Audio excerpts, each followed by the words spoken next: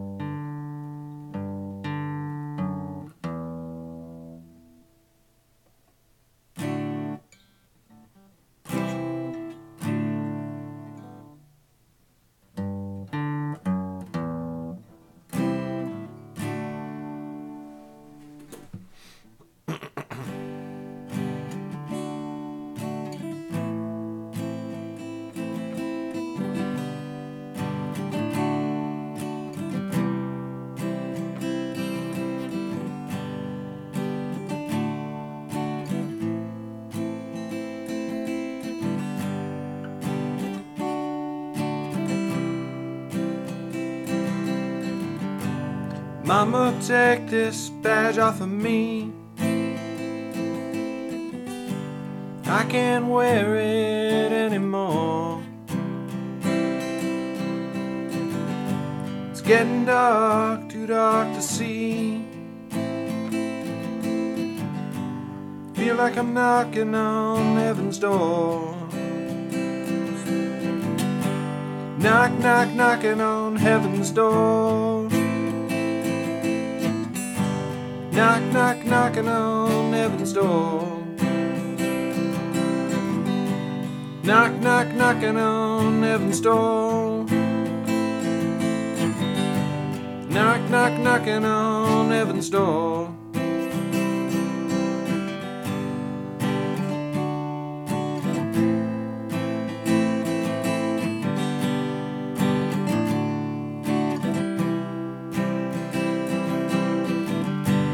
Mama, take these guns off of me. I can't shoot them anymore. Big clouds coming down over me. Feel like I'm knocking on heaven's door. Knock, knock, knocking on heaven's door. Knock, knock, knocking on heaven's door. Knock, knock, knocking on heaven's door. Knock, knock, knocking on heaven's door.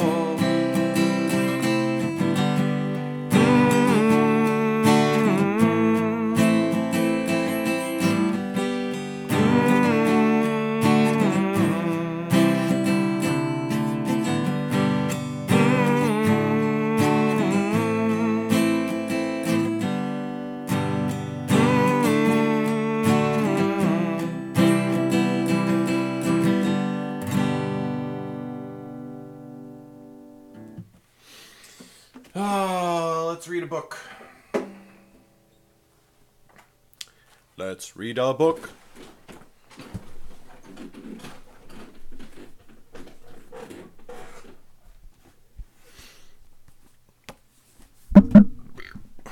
Excuse me.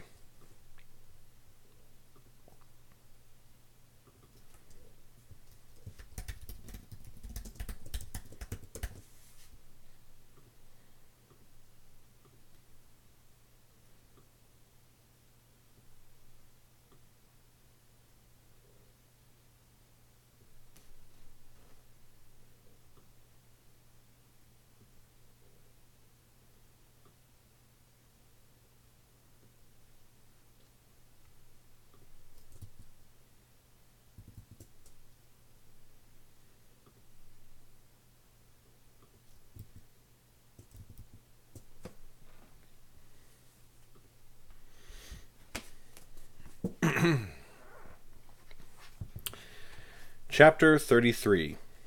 Leave me here, said Dryleaf. Close the chamber door while you go and help the town. We cannot, I said. They are coming for this place. You are in danger while you remain here. Come, we will hide you upstairs. We hurried him up to the second floor and made him lock himself in a bedroom. Then Mag and I burst out of the house's front door. In the open air we could finally place the direction of the screams, north. We flew that way, our boots slapping on the cobblestone streets. A pallid, hissing form leaped out of the night. I skidded to a halt, but the vampire had not been attacking me. It fell instead upon a man I had not seen, who had been cowering in a doorway. The man's scream was abruptly cut off as claws sank into his neck, and the vampire bit hard into his throat with its needle teeth. "No," cried Mag, flinging herself at the creature. But the vampire, having already taken deep gulps, "Hey, what's up, that ninja?" of the man's blood, chittered and fled. It leaped straight up an impossible height, landing on a roof above and vanishing from sight. I fell to my knees beside the man and threw off my coat. I bunched it up and pressed it to the gaping wound in his neck. He sputtered and gasped, but each desperate attempt at breath only sent a new gush of red cascading down his shirt. "Mag," I cried. "Coming." She ran to me. "No," I said. "Go find them. Kill them. Drive them off from the town. I will do what I can for the people. You are the only one who can face the creatures." She stared down at me, face white as a sheet, eyes filled with fear. And then, even as I watched, the mask came down. The life died in her eyes, and her expression went slack. Without a word, she turned and ran off into the night.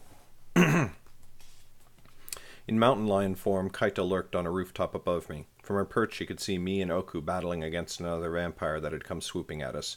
We were hard pressed without Mag there. I fought with a sword in one hand and an arrow in the other, trying to drive the wooden shaft into the creature. Oku snapped and snarled whenever the vampire pressed me too hard, driving it back for only a moment at a time. At last the vampire decided it had had enough and fled to search for easier prey. It leaped up on the rooftop where Kaita lurked. She ducked back just in time, her black fur melding with the night sky so that I did not see her. The vampire landed several paces away on the rooftop. It stopped short and turned to her, sniffing. Kaita met its gaze and growled, the deep rumbling sound shaking the shingles beneath them both. The vampire sniffed harder and recoiled. Why feast on a mountain cat when there were so many delicious humans nearby? It knew the taste of lion well enough, and it much preferred two-legged prey. It stalked off into the darkness. Kaita snorted. Then she turned to the corpse lying at her feet. Pantu. The boy's bulging eyes were pointed up towards the moons. Kaita seized his leg in her wide muscle. She threw him over the edge of the roof, listening as he landed on the street beside me with a thud. "Sky above," she heard me say. "Pantu. Pantu, are you—" My voice trailed off as I saw his sightless eyes. Kaita smiled in her mind and slunk away. Mag flew down the streets, searching for her prey. There were screams in all directions, but they rose and faded too quickly for her to get a good sense of where she should go. Only one thing was certain. The shades had succeeded in their aims, and there was more than one vampire in the town now. From the sound of it, there were at least half a dozen. The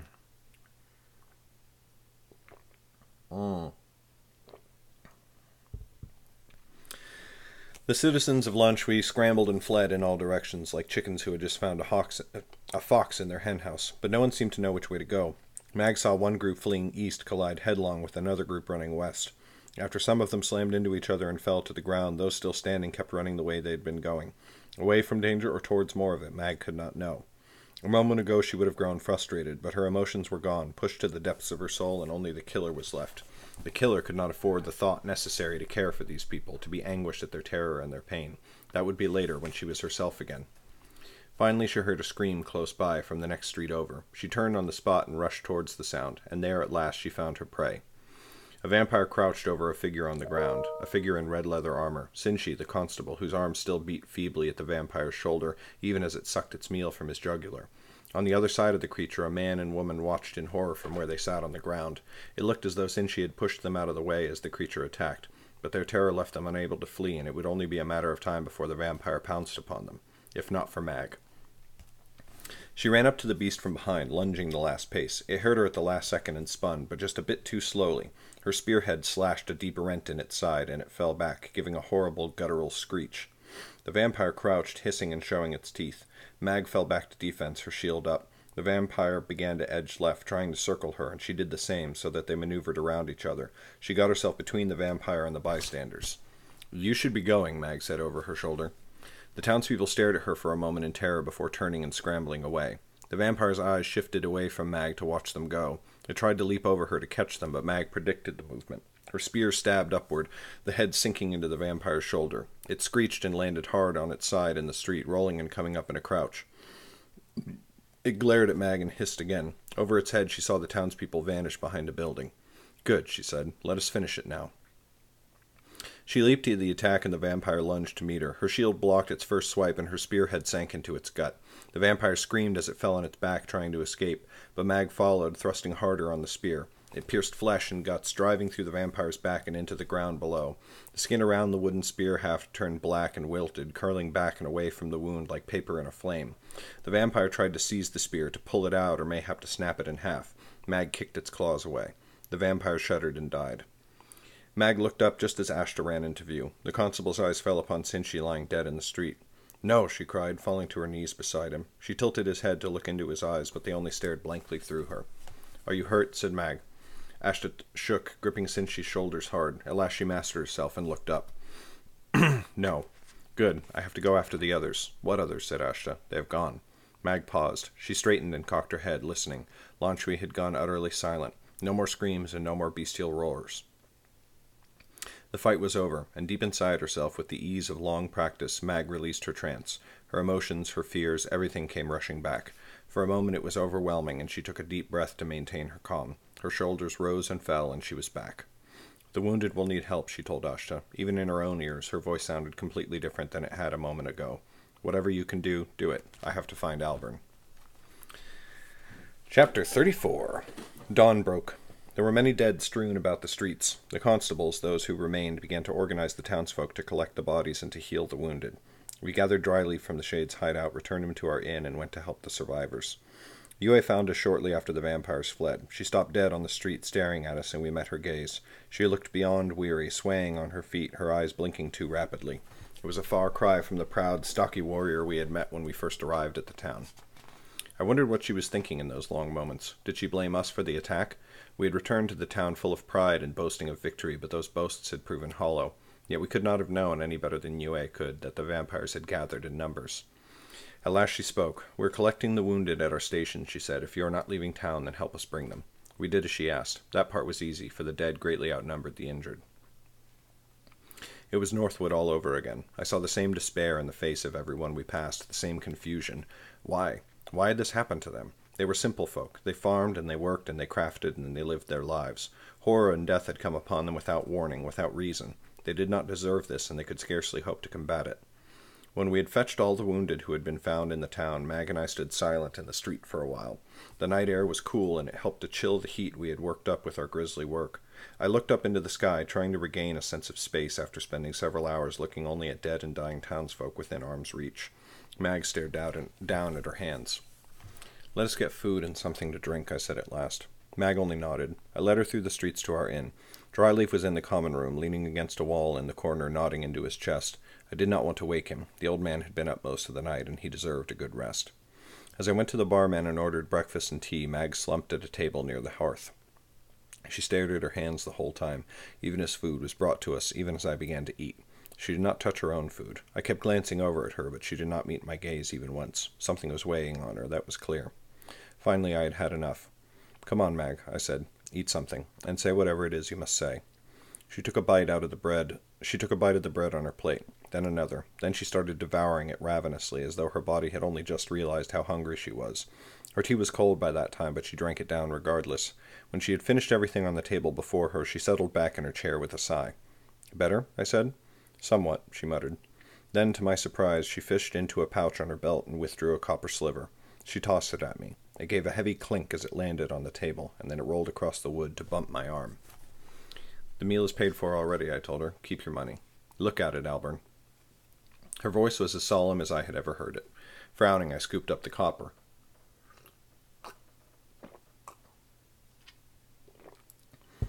I looked at it carefully, but I could not see anything amiss. The face of Andriana the Fearless stared up at me. Then I flipped it over, and still I looked upon Andriana. "Ha!" I said. "You see these every once in a while. It gets stamped with the same sign on both sides. I used to have a silver—" "Latrine duty," said Mag. I looked at her, not understanding. "In Northwood, before we rode out. You wanted to go after Lauren. I wanted to ride into the Great Rocks. We played latrine duty." The full weight of what she was saying crashed down upon me. I went very still. "A coin flip. I keep that copper around as a keepsake, a curiosity. But in that moment I used it to cheat you. We would not be here if I had not lied.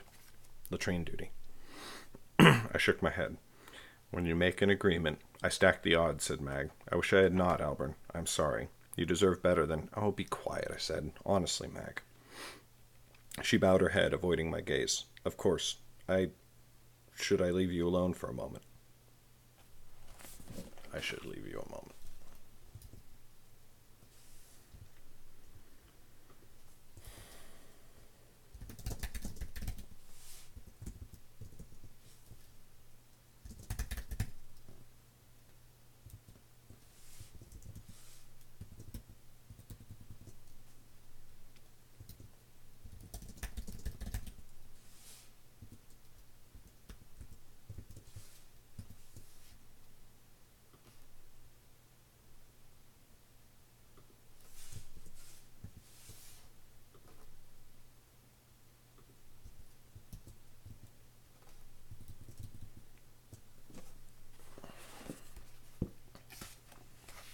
Of course not, you great ass, I laughed. Latrine duty.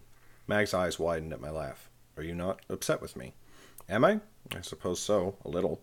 But, I sighed and passed a hand over my eyes. Mag, I told you much about the Great Rocks. With Lauren, I mean, before I came to you in Northwood. But I did not tell you everything because, well, because I was ashamed. Lauren met me in Strapa, and when she came into my boyary, she was with a mystic named Jordell of the family Adair. A finer man I have never met in Underrealm. I could tell they were in some trouble, that they were going somewhere far and doing something important. And I wanted to go with them. Mag, I wanted to go with them so desperately. Yet when I offered my services as a guide, they refused me.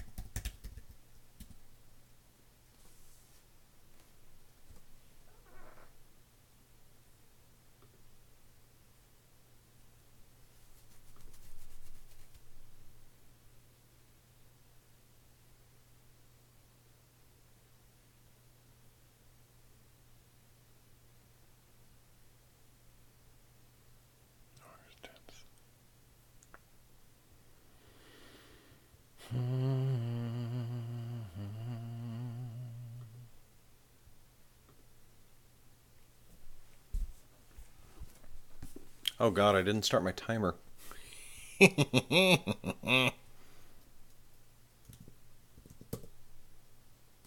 you know what we'll do.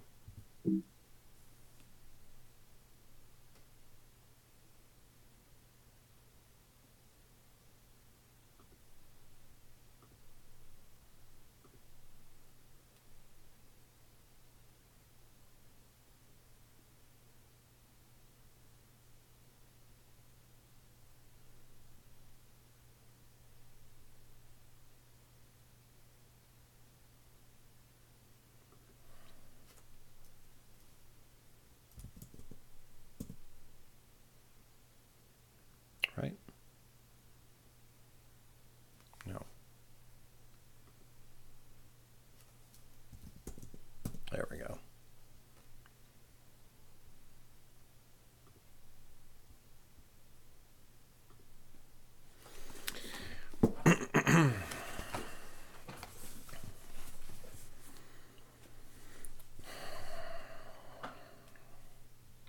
That piqued my interest, and so I asked around. In no time at all, I discovered that they were hiding their true identity and trying to avoid notice. The mystics were after them, and so I told the mystics where they could be found. Soon they were on the run again, fleeing from those who wished to deliver them to the king's justice. And then, who appeared to rescue them but me? Again I offered my services, and that time they happily took me as their guide. Mag was looking hard at me. Guilt was still heavy in her eyes. That is different, Halburn. If you had not taken them into the mountains, Jordell would never have discovered the shades, I told her. And now Lauren will tell the mystics of the threat, and a great disaster will be averted. I did an evil thing. I betrayed them, and great good came from it. You did nothing nearly so dishonorable, and if we had not come here, Lan Shui would be facing these monsters alone. Instead, they have us. They have you. That means they have a chance. I pushed back my chair and stood. If you have done evil against me, I forgive it. That may not entirely assuage your conscience, but if not, that is on your account. I thrust out a hand. Slowly, Mag rose to her feet. She took my wrist and shook. Very well, she said quietly. Thank you. You wish to thank me? Give me a week's sleep, a barrel of your finest ale, and figure out some way to kill these vampires before anyone else in Lan Shui gets hurt. That forced a laugh from her, as I hoped it would. I cannot help you with the first two, but I may have thought of something when it comes to the vampires. That took me utterly by surprise. You have?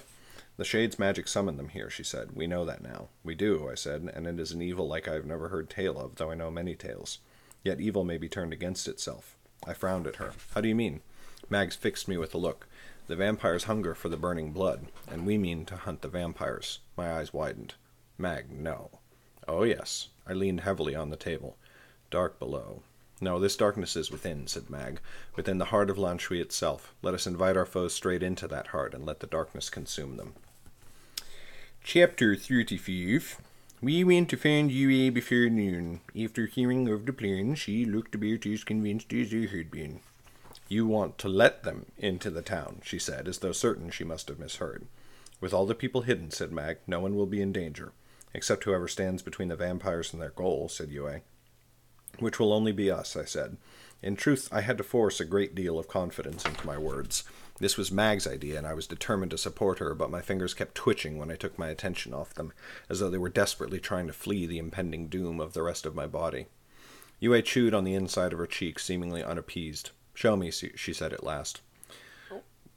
We took her to the Shade's hideout and down the secret staircase to the underground chamber. She stood awestruck in the doorway, looking at the size of it. How under the sky did they build this? She muttered. I think they had an alchemist, or more than one, I said. The people we killed here, they have many powerful friends across Underrealm, powerful and evil. I would wager they had whatever resources they required. We showed her the cauldron and the pit beneath it where the fires had burned. Her expression darkened considerably when we told her of the Magestones. If Magestones are involved, then we should notify the mystics, she said. You have tried to reach them already, Mag pointed out, and even if you could, how long would it take them to reach us? Yue did not seem to have a counterpoint to that. So your plan, she said slowly, is to lure the creatures using this cauldron. Can they even smell it from outside? They smelled it from leagues away, I told her. It is what brought them to Lan Shui in the first place.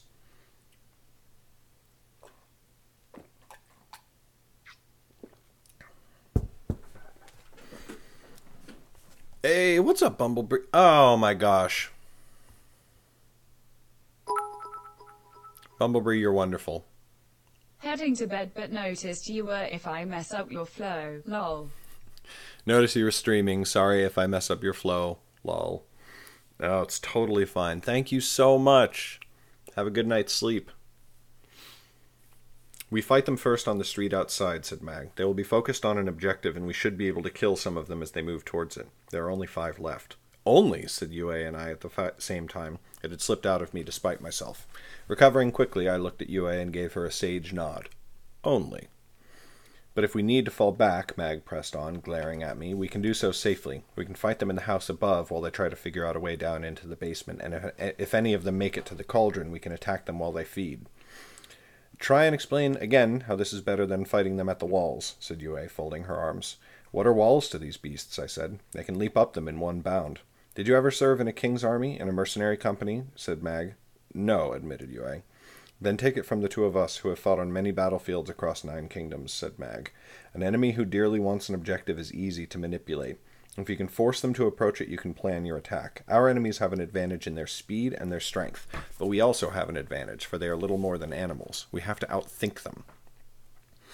There was a long moment of silence while Yue looked slowly between us and the cauldron in the center of the room. Very well, she said at last, but we will take additional precautions. Such as what? I said. They must be watched as they enter the town, said Yue, to make sure they do not deviate from the course you intend them to take. I will not invite them into Lan Shui only to have them turn aside and rip open the homes of innocent villagers who will be unable to defend themselves. I glanced at Mag. Constable, you have seen how quickly the beasts move. Mag and I cannot track them from the walls all the way back to this house quickly enough to try and defend it. No, you will remain here, said Yue. Ashta and I will see to the safety of the town. I am sure some others will want to help as well. Your lives will be in grave danger if you do, said Mag quickly. You would do better to... No, said Yue, swiping her hand through the air like a knife. This is my town. You may go through with this plan, but only if you do as I say. We may be at some risk, but we would rather face that danger than let others face it in our stead. And once I tell the townsfolk what you plan to do, I doubt you will be able to keep at least some of them from trying to help. Better to accept the help if it cannot be turned away, and use it to ensure that as few lives are risked as possible. Mag could hardly argue with that. Very well, Constable, she said. I wish you would allow us to face this danger alone, but I thank you nevertheless. And I, for one, do not wish to face it alone, I said, if that matters to anyone, which it does not seem to. Mag held forth her hand. It took a moment, but Yue grasped her wrist firmly. Just make sure you kill the things. We will, I promised. Excuse me. The rest of the day was spent in frenzied preparation. Yue and Ashta put word out through the town, and the folk of Lanshui rushed to secure themselves in their homes. Of those who were physically fit to fight, many volunteered to take up arms against the vampires. Yue took most of these and stationed them throughout the town, to hide with the others and act as guards.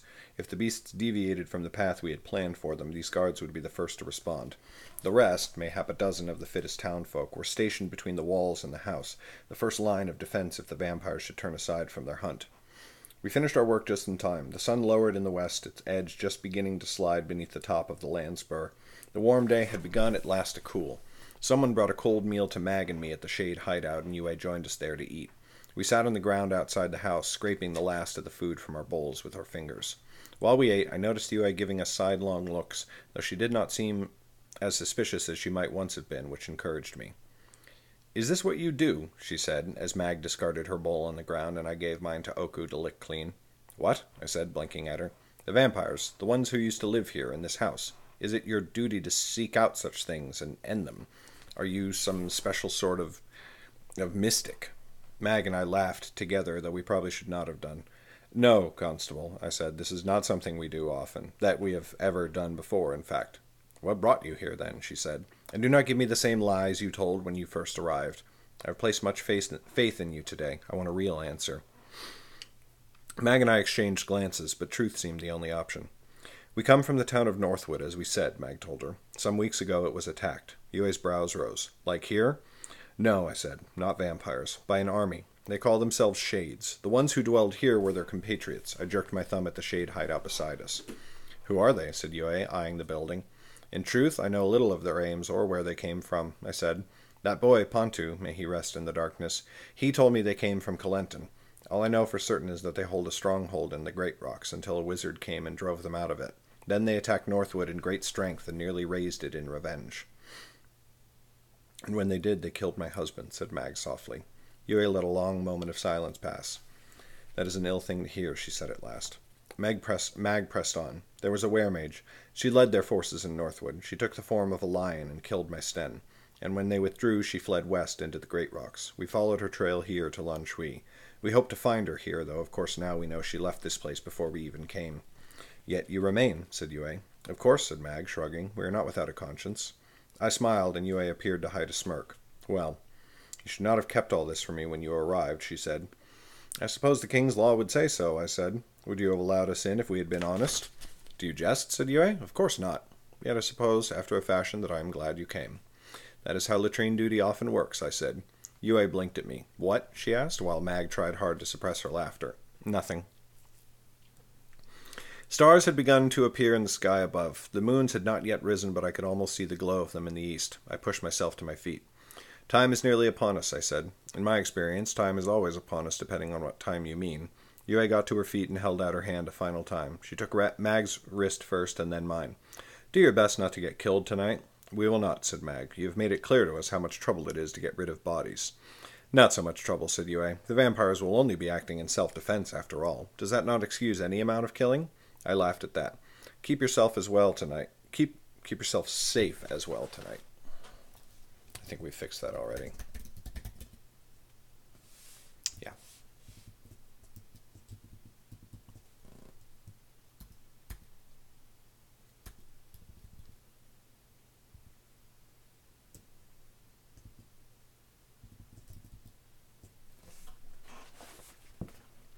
Keep yourself safe as well tonight, Constable. I will try.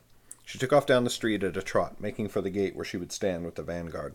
Mag and I prepared our weapons and made ready for the night's battle to come. Chapter 36. The woods around them had grown cold and the fire had begun to burn low. Albern huddled farther under his cloak for warmth. Would you mind throwing some more wood on the fire? Sun shook herself and rose quickly. Of course, she said. Forgive me for not noticing sooner. Think nothing of it, said Albern. I think we both lost ourselves there for a moment. I cannot imagine it, said Sun, slowly adding logs to the fire. The flames swelled and crackled, and she relished their sudden warmth. Sitting there in Lanshui, knowing the vampires were coming and intending to face them head on, I think I would have died of fright. Well, you must remember that we were hale and hearty youths in those days, said Albern, much as you yourself are now. Sun could not help but laugh, though she quickly stifled the sound, which was far too loud in the silent forest.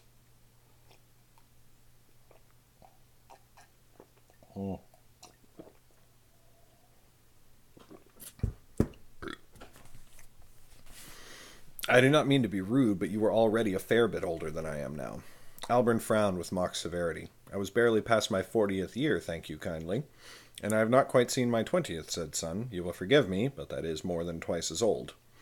Ah, but life's summer lasts long, and our leaves had not yet begun to brown, only to gray a little bit around the temples. Albern's eyes twinkled in the firelight. In any case, said Sun doggedly, that only proves my point further. You were grown and warriors as well. I do not think I could sit and wait for such a creature to come for me. The fear would be too great.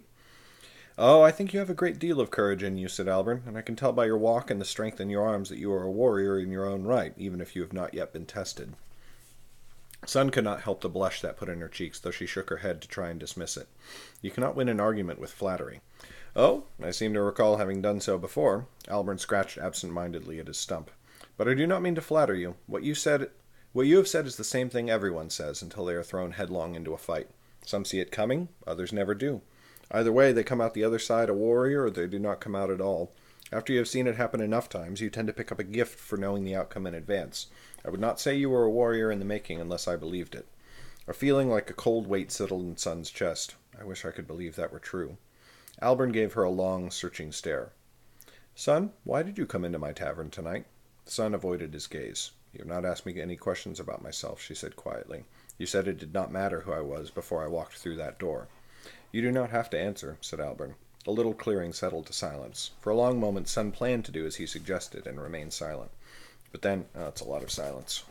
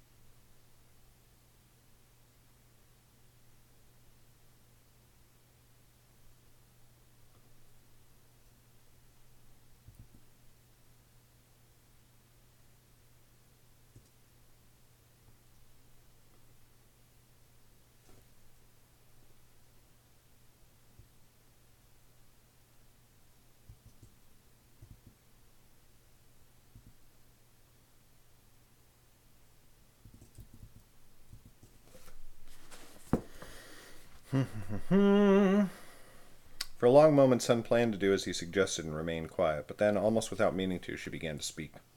Ever since the War of the Necromancer, my family has been dishonored. You know, everyone knows how it ended. And most know how we have been reviewed for our part in that ending. Now everyone in my family seems obsessed with regaining our honor. She fell silent for a moment. Albern had not removed his gaze from her. His hood cast shadows over his angular face. That is not such an evil wish, he said quietly. Except that they seem more interested in having honor than doing honorable things, said Sun. They no longer want to be viewed as traitors, as cheats, as faithless scoundrels. Yet none of them seem willing to see why we are seen that way. They think they can reclaim their status by building alliances, by strengthening our trade connections, by amassing more power. To me it seems that such actions are what brought about our dishonor in the first place. I would tend to agree with you, said Albern. They want me to act like they do, said Sun. They want me to want what they want, but I do not. I would rather do good deeds unpraised than receive accolades I know I do not deserve. Does that make sense? It makes all the sense in the world, said Albert. And if the opinion of an old man matters to you at all, I think you have the right of it, son of the family Valgoon. He leaned closer to the climbing flames. I think I'd better carry on. We are nearing the end of the tale. Sun balked. We are? Oh, yes. Sun could not help herself. She pouted. I suppose I have no one to blame but myself, she grumbled. I had harbored a hope. Well, you told me you were not giving the tale of your arm, but I thought that might be a ruse. I thought mayhap you were going to surprise me and tell the story I really wanted. No, I am afraid I spoke only the truth, said Albert, and despite what I have told you earlier tonight, it is all the truth, though it did not always seem that way. What do you mean? Said Sun. What I am telling you now is the truth as I know it now, said Albert. I thought the story was somewhat different when I was living it, and afterwards I thought it was something else again. Whenever I give you a tale, I try to tell the truest version of it that I know at the time. Huh, said Sun, holding her hands out towards the fire. I still think I would rather read a history book. Who are you going to believe? Said Albert, smiling slightly. Some scholar from your family's court, or the man who lived the tale? If I were to heed a wisdom I have only recently learned, I would not believe any of it, said Sun, feeling almost ashamed at how good it felt to say the words. Albert laughed. An excellent riposte, but I have only my tale. Shall I finish it? Sun nodded. Just after sundown, Mag and I entered the Shade's hideout and descended to the basement. We rummaged through some of the cabinets along the walls and found several small packets of brown cloth. I untied one to find a collection of black crystals about as large as a finger. Maidstones. Oku sniffed at them and growled. How many should we use? I said. All of them, said Mag. I looked at her. That might burn straight through the bottom of the cauldron.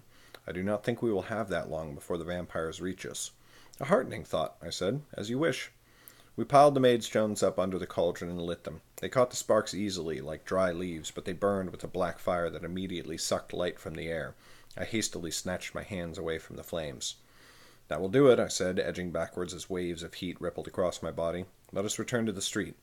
Together we ran up the stairs, weapons in hand, and stopped on the street outside. Mag stuck out a hand and we gripped wrists.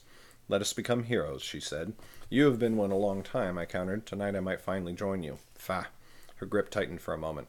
In earnestness, be careful. If you let yourself die, I may have to kill you. And you as well, I said, though I suppose you would have to let me. I will, she said, but enough words. Climb, little squirrel. I headed around the side of the building. Oku started coming after me, but when he noticed Mag holding her position, he paused, looking between the two of us and whining. Kip, Oku, I said. Mag will need you more than I will, I think. Kip, is it? Said Mag. I remember that when I want to get rid of him. I frowned at her until, with a disgusted expression, she scratched Oku behind the ears in apology. Then I left her. Around the side of the house, the roof descended close to the street. I jumped up, just catching the edge of it with my fingertips, and hauled myself up. From there I climbed until I was near the roof's peak, where I knelt and readied my bow. I took half the arrows from my quiver and jammed them into the soft wooden shingles of the roof. Another I held loose in my right hand, ready to fire. The sun had been down for nearly an hour when we heard them. First there were cries of alarm from the north end of town. The guards on the walls had seen them. We had left the gates open. There was no point in closing them when the vampires could leap over them anyway. The cries of alarm spread, coming from different directions but always moving south towards us. That was good. It meant the vampires were not stopping for anything, and none of the townsfolk had been drawn into fights. The battle would happen here in the street in front of the hideout as we planned. And then at last we saw them. Two of the pallid, twisted, screeching creatures burst into sight at once, a distance down the street straight ahead. One had a narrow, jutting jaw and teeth that stuck out from between its lips, and the other had massive arms, thicker than my legs. For half a heartbeat they paused, sniffing at the air. "Biter!" I called down to Mag, pointing to one and then the other. "And shoulders!" She glared up at me. "They are not pets! Oh, come now, would you not love to take one home?" The beasts focused on the door of the hideout and on Mag standing before it. She hefted her spear. Oku bristled and growled. The vampires screamed with fury and hunger as they charged. My right hand moved in a blur, knocking, drawing, loosing. They did not expect the first arrow, but my aim was imperfect. The arrowhead nicked Biter in the arm, but no wood pierced its flesh, and it hardly seemed to feel it. After that they kept an eye on me, and they dodged every shot. In no time they had reached Mag, and a deadly dance started on the street. By Mag's side, Oku snapped and snarled as he tried to catch hold of shoulders, but it moved too quickly. Mag slashed and weaved, looking for an opening. The vampires kept trying to push past her, attempting to reach the building, but she managed to stop them. Twice when they tried it, she scored a hit with her spearhead, but not deep enough for the wood to penetrate the skin. In the space of a few moments, I realized I would not be able to get a clean shot from my position on the roof. I scanned the streets all around the building instead. When more vampires came, I would be Mag's first warning, and the other townsfolk, not to mention the constable, should be coming soon once the rest of the vampires arrived. But in watching the streets, I forgot the rooftops. I caught a flash of moonlight on elf-white skin. That was the only warning I had before the vampire launched itself through the air, flying from the next rooftop onto my own. I managed to catch its wrists and keep its claws from sinking into my chest, but the momentum bowled me over. We tumbled back onto the rooftop, sliding down the wooden shingles, which shook me hard enough to jar my very bones. At last I managed to tumble, kicking the vampire off me and slowing my headlong descent. I had my sword in hand before I got to my feet, and I fell back into a defensive position. My bow was up near the roof's peak, useless, but I had a few arrows left in my belt quiver. Slowly I drew one, trying not to move suddenly and provoke an attack. The vampire hissed, but it hesitated, studying me through its beady black eyes. A mottled pattern of black spread across its face, outward from the nose, like someone had thrown an ink pellet straight between its eyes. "Inkstain," I told it. "That is what I will call you." Inkstain snarled and lunged just as I got the arrow into my hand. Twice I fended it off with my sword, trying desperately to find a chance to sink the arrow into one of its swiping limbs. It was impossible. The creature's speed was beyond comprehension. The only thing that saved me was that it recognized the danger of the wooden arrow, and that made it cautious in its attacks. I could not begin to understand how Mag managed not only to match them, but beat them. It took all my mind's panicked animal instincts just to keep me out of reach of its claws. Then a shingle gave out under Inkstain's feet. It went crashing down, and it grabbed wildly for something to hold on to. Something turned out to be my leg. We slid down the roof again, and this time we could not stop our descent before we pitched over the edge. I went over first. For one moment I knew weightlessness. My heart felt as though it wanted to pound my guts until they were unconscious. Then I came slamming down on top of a market stall that had been set up against the side of the building. The cloth enveloped me, breaking the fall. I scrambled out of the tattered brown fabric just in time. Inkstain came down right where I had been. The market stall collapsed, and the vampire vanished amid the cloth. Its screams redoubled as it thrashed. I saw a clawed hand burst out of the fabric. Abandoning my sword, I took an arrow in each hand and leaped, plunging them into the flailing mass. Both darts bit flesh, and Inkstain's screams turned from rage to pain. One iron-hard limb smashed into my head, and I fell back onto my rear, my ears ringing. Fire flashed in my eyes as the torch came sailing through the night. It struck the fabric of the market stall, which caught almost at once. The flames licked and spread, and soon the whole stall was ablaze. Inkstain shrieked and shriveled. What skin I could see blackened and twisted, and soon the cloth stopped moving altogether. I looked up in shock. Yue stood there, huffing in her armor and with a nasty bruise on one cheek. She extended a hand without speaking, and I took her help to stand. "Mag needs us," she said. "Take me," I said, and followed her at a dead run towards the front of the building. Chapter 37. With the crystal clarity of her battle trance, Mag saw it when Inkstain bounded over the street to go after me, but Biter and Shoulders kept her too occupied to spare much attention. She trusted me to handle myself, and she kept fighting, kept trying to impale one of the vampires with the wooden haft of her spear. There were only two. She was unlikely to get a better chance. Then a fresh roar announced the arrival of a third. It sailed through the air, limbs outstretched and rotten teeth bared. On instinct, the other vampires skittered away from it, hissing in anger as it landed between them. The distraction gave Mag a moment to recover, bringing up her shield and facing off against the trio, eyes darting back and forth between them. Oku edged to her side, growling and panting at the same time. The wolfhound was growing weary from trying to keep out of the vampire's grasp. This new vampire was larger than the others, its limbs even thicker than Shoulders were, but all in proportion. As it stalked towards her, Biter and Shoulders drew back from it, glancing at it in subservience. They had encountered it before, clearly, and they had not enjoyed the experience. King. Mag named it in her mind without even thinking, and then, behind her battle trance, the part of her mind that could still feel had the thought, "I am going to punch Alburn." Thoughts danced in her mind, far-off music in the calm of her trance. 3 vampires before her and 1 on the roof. That left 1 still unaccounted for. And where on earth were the rest of the townspeople? Some of them should have arrived by now, at least. And then the vampires attacked again, and even her background thoughts vanished. Her one saving grace against the beasts was that the vampires were clearly unused to fighting together. They were loners, never hunting in packs, and so they had no idea how to approach in a coordinated fashion. For one moment, Mag's mind flashed with an image of Victon, her old sergeant, drilling the vampires and teaching them to operate as a unit. If not for the trance, she would have laughed out loud. Yet the same thing that made them unable to work together also kept her from surprising any of them. When she fought one of them, the other two did not wait idly, thinking their fellow would surely bring her down. They waited for their own chance to fight, and as soon as Mag turned on them, they reacted quickly enough that they almost seemed to be expecting it. She knew she could push herself harder, further, than any human she had met, but if she never managed to bring them down, even her trance would wear out eventually. Then there came a great commotion from down the street. Mag withdrew by one pace and glanced over the heads of her opponents at the source of the disturbance. King and the other vampires, too, glanced behind to see what was happening. The final vampire came skidding into the street, crouched on all fours, hissing and spitting.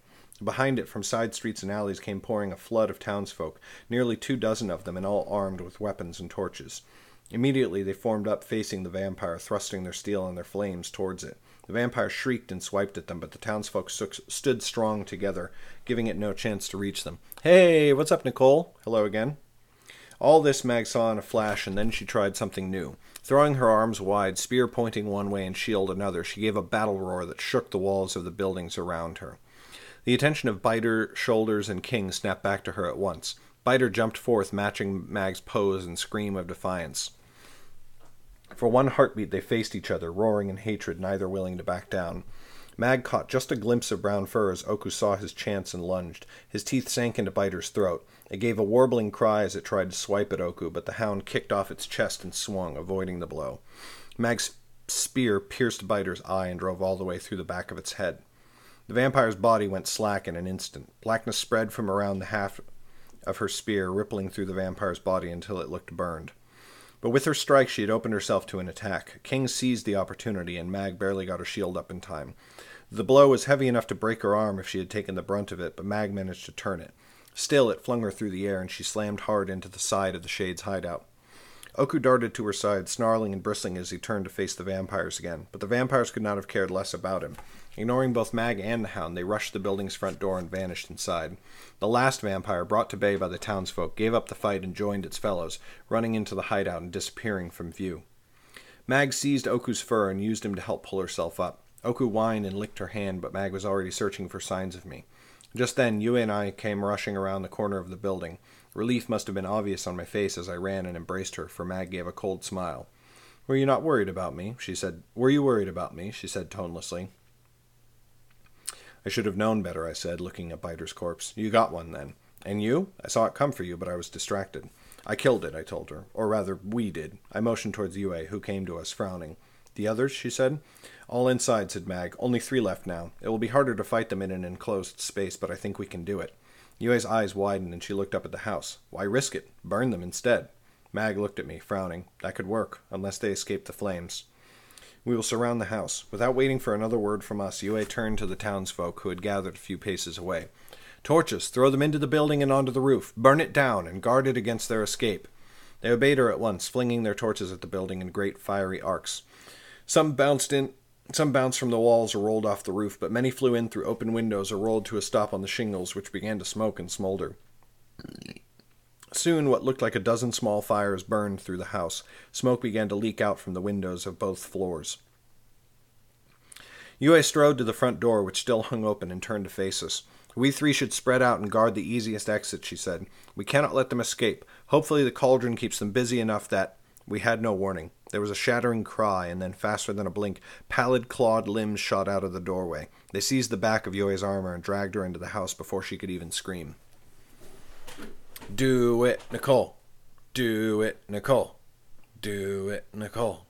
Work on your book. Work on your book." Chapter 38.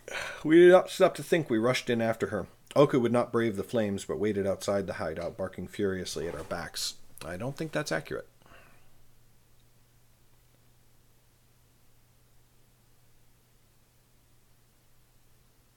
Do it, Nicole. Work on your book. It took Oku a moment to brave the flames, but after a few furious barks, he charged in behind us. By the time we got inside, the vampire had already vanished from the front room. The left and right doors were both open, giving no clue as to where it had gone. Smoke made the room hazy, and the flames licking at the outside of the building lit our way. "I did not hear her," I said. "Which way do we go?" "Split up," said Mag, her voice still a monotone. "I can trust you to stay alive if you take Oku with you." "We shall see." "Oku, tiss." The wolfhound ran by my side as I darted to the right and through the door, sword in one hand and an arrow in the other. I did a quick search, looking behind the furniture, but found nothing. Suddenly Oku eyed the door to the next room and started bristling. I heard a sharp cry. That was good enough for me. I ran and threw my shoulder into the door, and it burst open. There on the floor lay Yue. Above her crouched a vampire, the final unnamed one. She had one of its arms by the wrist, barely keeping its claws away from her face. The other claw was clamped over her shoulder, and the claws were digging into the armor. The vampire hissed and drooled, gobs of its saliva dripping onto Yue's face, which twisted in pain from the claws in her shoulder. A lot of claws in that paragraph.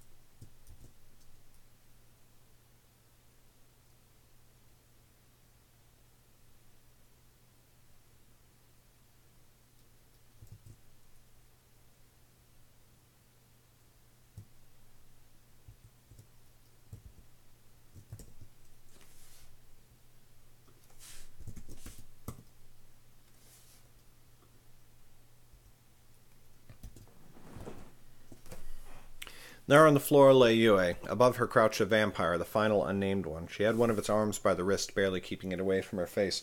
The other hand was clamped over her shoulder, and the claws were digging into the armor. The vampire hissed and drooled, gobs of its saliva dripping onto Yue's face, which twisted in pain from the creature's grip. Oku snarled and attacked. His teeth penetrated the vampire's leg before the creature could react. It shrieked and released Yue's shoulder, but she did not slacken her grip on its other hand. I shoved my sword through its back. It reared up, screaming in pain, and I jammed my arrow into the back of its neck. Its scream cut off at once, and its free claws scrabbled at its own throat, trying to pluck out the deadly dart. Yue shoved hard, and the vampire fell sideways off her, wide black eyes spinning in their sockets. As we watched, it curled up on itself, its skin going black. "Are you all right?" I said, helping Yue to her feet. "Shoulder and the smoke," she said, coughing heavily, "but I will survive. Mag? Looking for you as well. We split up. That was idiotic." I raised my eyebrows. "My apologies, Constable. We would have consulted you on the rescue plan were you not the one we planned to rescue." I pulled up my shirt, covering my mouth against the smoke, which was growing ever thicker. Flames were now licking at the edges of the room's window. Yue ignored my words. "The vampires were going mad," she said. "They were tearing the place apart, trying to get at the chamber beneath the house. But their claws seemed unable to penetrate the floor. I do not know why. It looks like simple wood." "Enchanted, likely," I said. "Many mysteries in little time. Come, let us find Mag." We ran towards the back of the room where another door would lead us to the back of the house. I lifted the latch and pulled on the handle. Thoom! An explosion launched me backwards. I struck Yue and we both came down hard on the floor. Oku yelped and scuttled away. I pushed up on my elbows, groaning. The back room roared with flames. They had gathered, waiting for a fool to come and open the door, and I had proven to be just such a fool.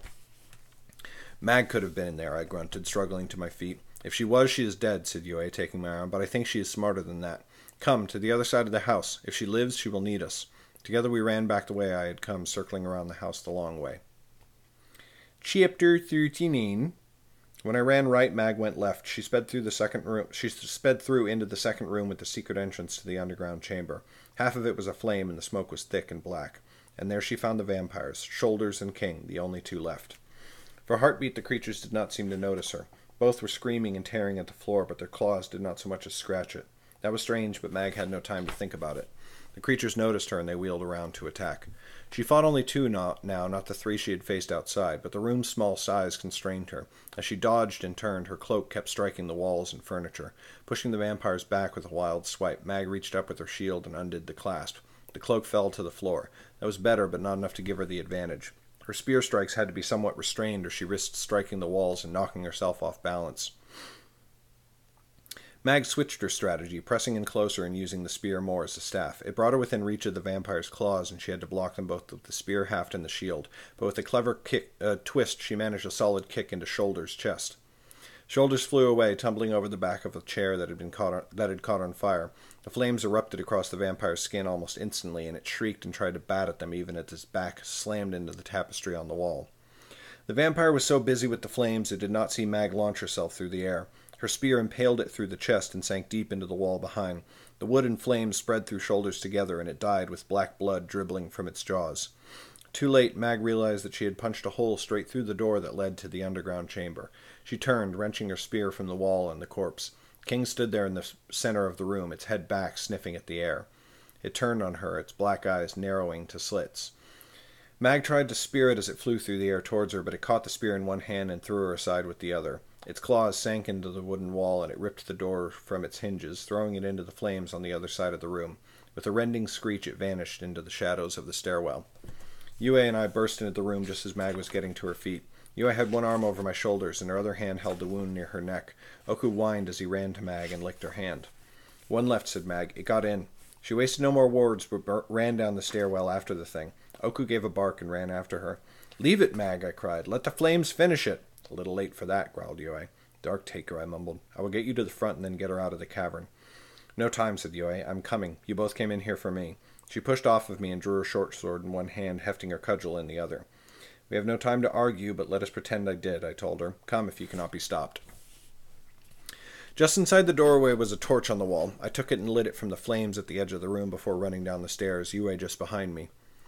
We reached the bottom to see Mag and Oku locked in combat with King, but its proximity to the Magestone-infused blood seemed to have given the creature a new surge of strength.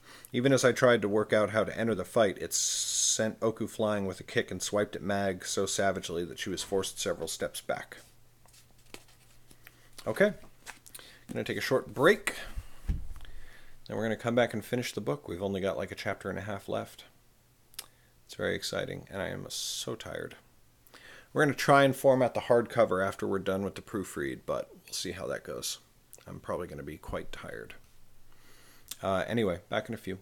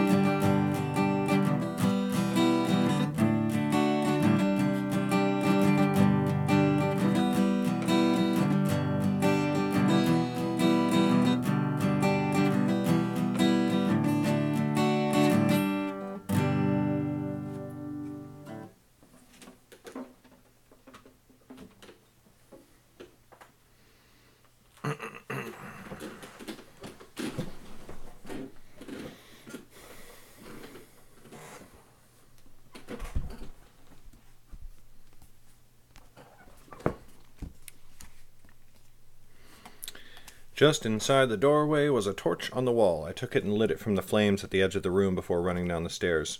Yue just behind me. We reached the bottom to see Mag and Oku locked in combat with King, but its proximity to the Mage Stone-infused blood seemed to have given the creature a new surge of strength. Even as I tried to work out how to enter the fight, it sent Oku flying with a kick. Streamlabs. Oh, wow. What the hell?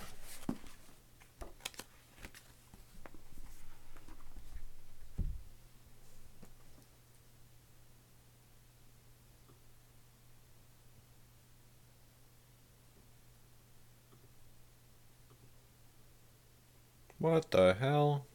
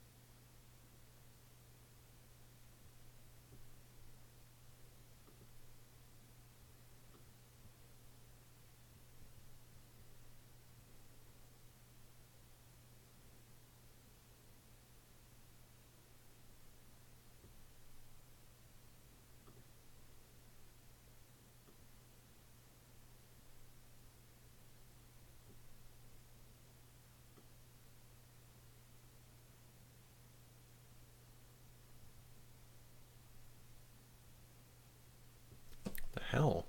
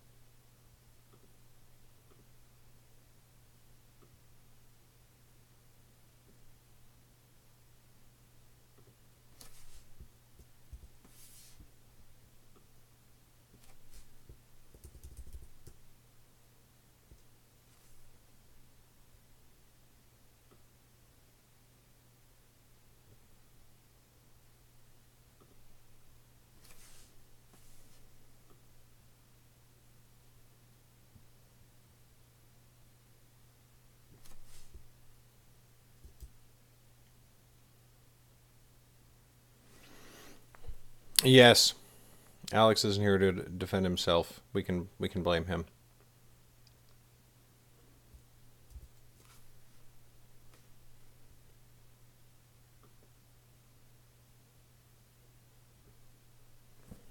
Alright, that seems to have sorted itself out. Except for here, of course. Absolutely bizarre.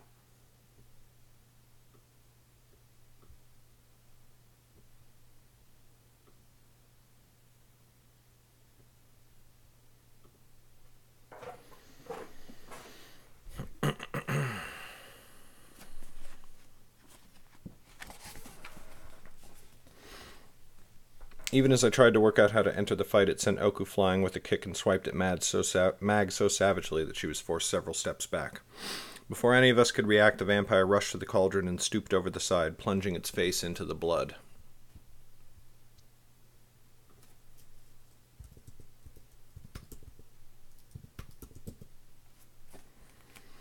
We all watched, struck dumb and paralyzed with horror, as King threw its head back and roared.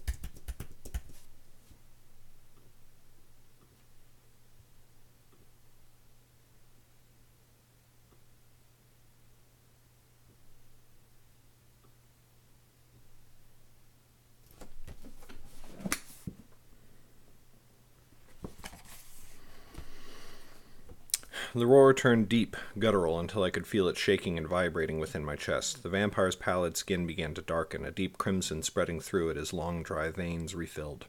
The red suffused all of its body from top to bottom, and the skin rippled as bones shifted and rearranged themselves beneath. Then the creature shrieked, and my heart leaped, for it sounded like a cry of pain. But then ridges of bone sprang out through the skin, running down its back and arms, with huge spikes protruding from the elbows. All the while, the vampire's body continued to grow until it stood now at least 3 heads taller than me, even hunched over as it was. Yue and I were frozen in horror, but Mag had kept her wits about her. As the transformation neared completion, Mag brought back her arm and heaved her spear straight into King's now massive back. King whirled and held up a hand. It did not catch the spear. It let the weapon pass straight through its flesh. The spear shuddered to a stop halfway through the claw, its wood coming to rest deep in the vampire's flesh. The vampire scowled down at the wound. Then it dragged the spear the rest of the way through and flung it contemptuously at Mag's feet. For a heartbeat we hesitated, waiting for the wood to poison the vampire, to send it cowering to its knees. Nothing happened except that the hole in the vampire's hand began to seal itself shut. "Dark, take it," muttered Mag. She stooped to pick up her spear, ignoring the black blood that coated its length. "This was the aim of the ritual," I said. "The document spoke of strengthening the vampires somehow." "How do we kill it?" said Yue. "I thought wood was poison to these things." "It used to be," said Mag. "Mayhap fire will still do the trick." "We could retreat," said Yue. "The building is burning. This thing will burn with it." I looked at King. It had stooped over the cauldron again to take another deep draught. "This chamber will not burn. The floorboards are enchanted, and even if it begins to, I think the creature will burst out before it perishes." As if King could understand my words, its head snapped up towards the ceiling for a moment. Slowly it turned its gaze upon us. Black eyes shone with hate. "I think it heard you," Yue pointed out mildly. "I have my torch," I muttered. "If I can get an opening, I can throw it at the vampire, and we will hope it catches." "Yue should get one too, and quickly," said Mag. King had begun to stalk closer. Yue pulled a torch from the wall and lit it with the flames of mine. "Spread out," I said. I edged right, Yue left, and Mag stood in the middle with Oku. King, seeing us split up, stopped moving, crouched low, and swiveled its head back and forth to keep an eye on all of us. "Do it as soon as you can," said Mag suddenly, and then she threw herself at the vampire.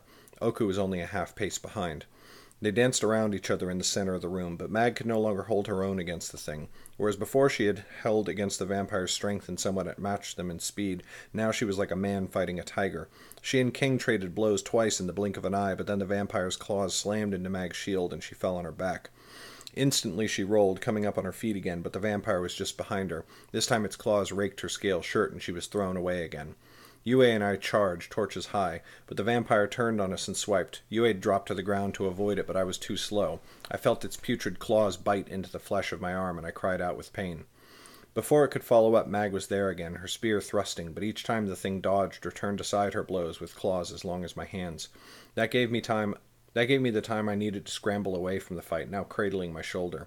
I backed away from the spinning, screeching creature and caught Yue's eye from across the room. "I will try to give you another opening," I called out to her. "Never mind that," she said. "We have to distract it." And then she ran for the cauldron. I cried out a warning before I could stop myself. The vampire heard, drove Mag off with a wild swipe, and turned just in time to see Yue seize the edge of the cauldron. She heaved, trying to upend it.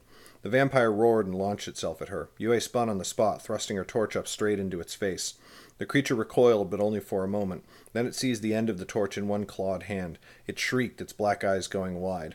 But it tightened its grip, digging its claws into its own flesh as it completely enveloped the flames with its hand. Its whole body shuddered, spiny ridges jumping back and forth like mountains in an earthquake.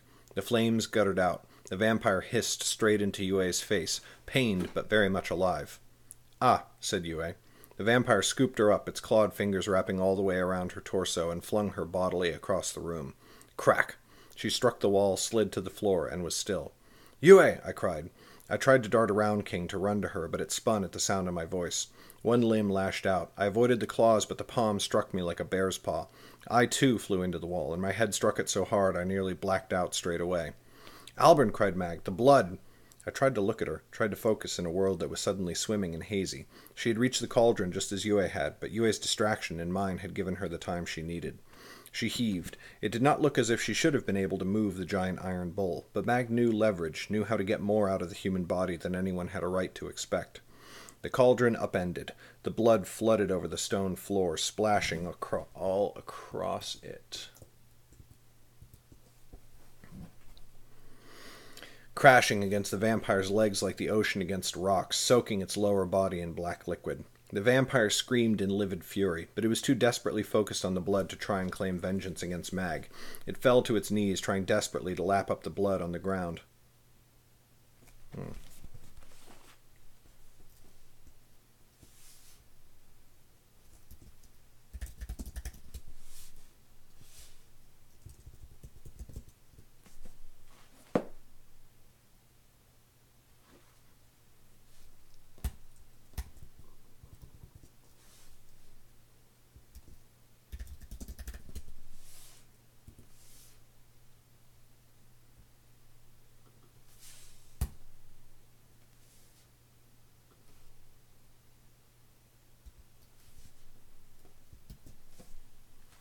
Pressing its nose and tongue into the stones.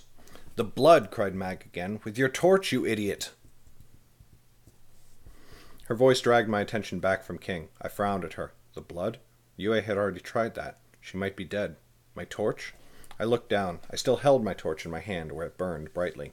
When the vampire had struck me, I had dropped my sword, but somehow I had held on to my stupid torch. Stupid torch. Why should I care about it?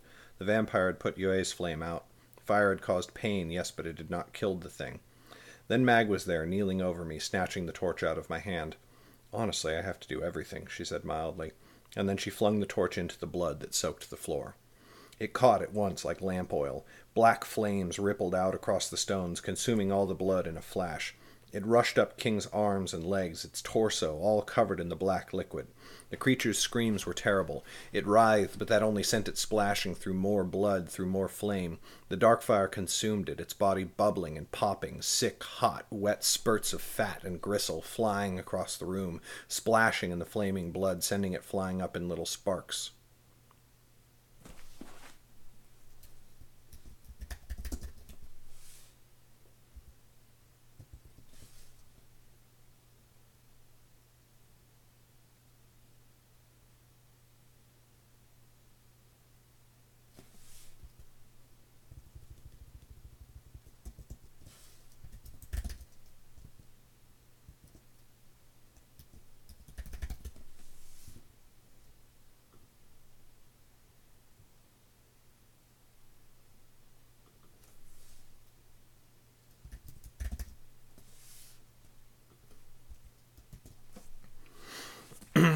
"Come on," said Mag. She hauled me to my feet and helped me across the room, careful to give the flames a wide berth. We found Yue collapsed at the bottom of the opposite wall. "Is she alive?" I said. "We have to hope so," said Mag, "but I cannot carry you any more, for I will need your help with her." I took my arm from Mag's shoulders, and between the two of us we hauled Yue up. She did not stir or groan, and I did not have the time to check for breath or a heartbeat. We merely held her between us, her arms across our shoulders, the way we had hauled so many wounded fellows from battlefields in our youth. The stairs were difficult to navigate, carrying Yue as we were. When we reached the top, we saw that we had almost been too late. The whole house was consumed in flames so thick that we could almost not push through them to reach the street again. But we managed it, bursting out through the flames to the shock of the many frightened onlookers, most of whom had to have assumed we were dead already. Oku gave great leaps as he bounded around us, baying with joy and terror. "Back," I said. "Someone get me water." We laid Yue down between us, and I fumbled with the straps of her armor. Ashta appeared, helping me. We got Yue's armor off, and I pressed my head to her chest, listening desperately, trying to feel the rise and fall of her breath. And then at last, pa-pump, pa-pump. "Get off me," groaned Yue. I fell back on my rear, closing my eyes and heaving a deep sigh of relief. Thank the sky. Here, Sergeant, said Ashta, relief nearly causing her to drop the water skin. Drink this. Lift her head, said Mag Riley, or she will drown instead of burning alive. She had fetched her singed cloak from the house on her way out, and now she fashioned it into a pillow for Yue. The constable drank deep of Ashta's water, until finally she pushed it away, sputtering and coughing. Are you all right? I asked her. I'm alive, she said. That is more than I think I should expect. The vampire? We killed it, I told her, something we could not have done without you. I am not proud to have been mere bait, but I suppose I am the only one who had the courage for it, said Yue. Certainly it is something I have never volunteered for, I told her. Yue snorted. Of course not. Then her countenance grew stern, and she held my gaze. In all earnestness, thank you for your help, and, I suppose, for saving my life. Oh, Constable, I said, grinning at her, you cannot think we did that for you. I have it on the very best authority that corpses are simply a nightmare to take care of. The paperwork alone. Her brows drew together. I could still arrest you. Both of you. I patted her shoulder gently. You are welcome to try. Some of the townsfolk who had skill at healing had been summoned, and they came forwards to care for her now. I stood and went to Mag's side. Oka was with her, but she paid him no attention. She had turned from us, and now she stood surveying the shade's hideout as it burned. Some of the townsfolk had set up a watering line, passing buckets from hand to hand and dousing the nearby buildings to ensure they did not catch alight. But the flames seemed to be self-contained, and there was no wind. The night's danger looked to be well and truly over. The blood, I said. Mag did not look at me, so I pressed on. How did you know about the blood? We all should have known, she said lightly, free from the battle trance, from the moment we read their notes. The process infused the blood with magestone essence, remember? I've never seen a substance that catches fire more easily than magestone. I shook my head. It was a guess. You risked all our lives on that strategy. It was the only idea we had, said Mag. Then at last she turned to me, and a wide grin was plastered across her face. What are you complaining for? It worked. I laughed at that. I cannot argue with you there. Wordlessly we embraced, clutching each other tight in the light and warmth of the flames, and in that moment, for one brief instant, I felt as though Mag, the old Mag, the one I had known since we were both young, held me in her arms and that she would never leave my side again. Chapter 42. The fire was put out eventually, but long after we had already gone to bed. We tried to stay up and help the townsfolk, but they insisted we return to our inn and rest. Ashta, who Yue had deputized until she had recovered, was particularly insistent. When we finally returned to the inn, Dryleaf was nowhere to be seen. We were too tired to search for him that night and went straight to bed. We woke the next morning well past dawn. In fact, when I looked out the tiny window of our room, it looked as if even noon had passed us by. It is possible there were some parts of my body that did not hurt, but I could not have told you what they were. Every motion made me groan like an old man. Mag, sky bless her, seemed fine. She moved lightly on her feet, and there was no sign of ache or pain within her. I saw no bruises on her skin, and of course, as you can imagine, there were no cuts or scrapes either. I shook my head at it more than once as we readied ourselves to emerge from our room. Even vampires, inhumanly strong beasts though they were, had been unable to injure Mag in any lasting way. She had been part of my life for more years now than she had not. Yet not even age, it seemed, had proven able to catch her in its inevitable grasp. When we made our way at last to the common room, we found Dryleaf sitting by the fire, in the very same place he had been when first we met him. I crossed the room to speak with him while Mag went to settle our account with the innkeeper. Dryleaf seemed to recognize the gait of my footsteps, for he tilted his head up eagerly, his milky eyes staring just over my left shoulder. I hear you have become heroes, he said. Some seem to think so, yes, I told him, but we were only two among many who fought bravely last night. Yes, said Dryleaf, his bushy brows dancing as he nodded. Yue suffered some injury, I hear, but it sounds as though she will make a full and speedy recovery. That is good, I said. She stood bravely against the monsters last night. Dryleaf's shoulders rose and fell as though with a sigh, but he made no sound. And I suppose you have seen to your purpose here in Lanshui, then? Will you be leaving town? We will, I said. We have business elsewhere. Most people do, when they come to visit Lanshui, he said. Yet a place may be a way-stop, and still people make for it when occasion arises. I thought I would ask, if you do not mind, would you accompany us this morning? I said. We want to visit Yue before we go, and I know you are fond of her, and I would appreciate your company. Dryleaf got up so fast I was afraid he would hurt himself. It would be my great pleasure, he said, and for my part I'd give my word to keep your pace and not impose a moment's delay. Now, let us go and meet with Mag, for if my ears do not deceive me, I think she is having some sort of trouble with the innkeeper. I took Dryleaf's arm and led him towards Mag. The old man had been correct. Mag was engaged in a heated argument with the innkeeper as we came up, though the innkeeper himself only met her angry words with a beatific smile, which he turned on me as I drew up to the bar. Mag whirled on the two of us. Ah, good, she said. Dryleaf, help me convince this idiot that he does not know how to run a business. Before I try, I would rather hear the details of the situation, said Dryleaf diplomatically. Mag, what under the sky is going on? I said. This man, said Mag, thrusting a finger at the innkeeper's face. The innkeeper's vacant smile widened. Will not take my money. No, I will not, agreed the innkeeper, his massive mustache jumping as he sniffed. We stayed here for days, you ox, cried Mag. Take our money. Instead of answering, the innkeeper reached into a purse at his belt, produced 2 pennies, and laid them on the pile of coins that lay on the bar in front of him. The pile seemed somewhat larger than it should have been, considering the time we had spent in Lanshui. And he will not stop doing that, said Mag, sounding quite ready to throttle the man. No, I will not, said the innkeeper, sounding absolutely delighted. Listen, friend, I said, no one appreciates your generosity more than we do, but you cannot survive on good deeds and well wishes alone. Take some of our coin. The innkeeper answered only with another 2 pennies laid on the pile. Stop telling him to take money, growled Mag, who seemed to wish to ignore the fact that she had just done the same thing. It only makes him give us more. I think you should leave, said Dryleaf. It seems an untenable situation for the 2 of you, unless you wish to rob the poor man blind. The innkeeper nodded gaily, as though he had never heard truer words. But we are robbing him blind, said Mag. I used to own an inn myself, you know, and I am, well, in all honesty, I am insulted on his behalf. To my surprise, Dryleaf put his hands on his hips and scowled in Mag's direction.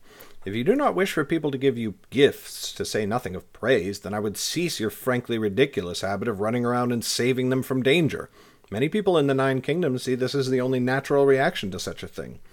I did not come here to save anyone, grumbled Mag, avoiding looking at either Dryleaf or the innkeeper.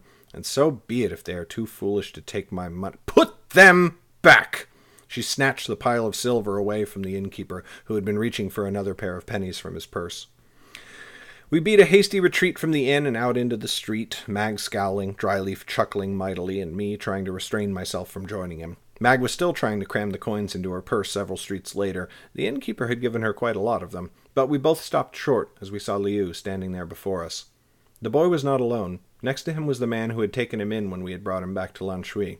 I had never learned his name, but beside them both sat Oku. The dog grinned up at us, tongue lolling from its mouth as it panted in the heat of the day. Liu, said Mag, crouching at once to speak with him at eye level. How are you? I am well, he said. You killed the monsters? We helped, I told him. Many in the town fought them together. I'm glad, said Liu. I'm glad they are dead. Mag looked a little sad at that, but she reached out and ruffled his hair. We have to be going now, but we know we leave Lanshui under your protection. You will watch out for all these people, will you? You will watch out for all these people for us, will you not? Many of them are not very smart. They will need you. Liu smiled at that. Of course. I'm going to be a constable one day. I think you will be a great one. I think Oku should go with you, said Liu. I took a step forwards. Liu, that is very kind of you, I said, but he is your hound. This is his home. His home was in the mountains, said Liu. So was mine. But I think he needs to go and protect other people's homes now. That is what you are going to do. Let him stay and protect you, I said. Liu's eyes began to well with tears and his cheeks flushed. I am safe now. You killed the monsters. But there may be other monsters out there. I want to know that you are safe too. Mag had moved behind the boy, and she was giving me a scowl he could not see, and in my mind, that settled the matter. I gave Liu a warm smile. Then it would be our pleasure to take him along with us. Mag barely stifled a groan, but she plastered a smile on her face as Liu turned and hugged her legs. Then the boy went to Oku and clutched at his dark brown fur. Take care of them, he said. Mayhap I will see you when we are both older. We will make sure to come and visit, I said. Thank you, Liu. Farewell, said Mag. She gave the boy another tight hug and then headed north. I followed her, Dryleaf on my arm. Oku took 2 tentative steps after us, but then he stopped and looked back at Liu. Kip, boy, said Liu. Go with them. Oku looked at us, and his mouth snapped shut. He looked back at Liu and whined. Oku, tis, I said. The hound met my gaze. He ran back to Liu and licked his face twice. Liu laughed and gave the dog another hug. Then Oku ran after me, trotting at my heels.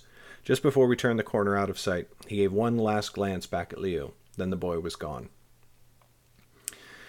I had forgotten the way to the constable station, so we followed Dryleaf's directions to find it. A sharp knock produced Constable Ashta in short order, and she ushered us in to visit Yue. The sergeant had been laid upon a wide, soft bed in the back room of the station, where she was propped up on many pillows.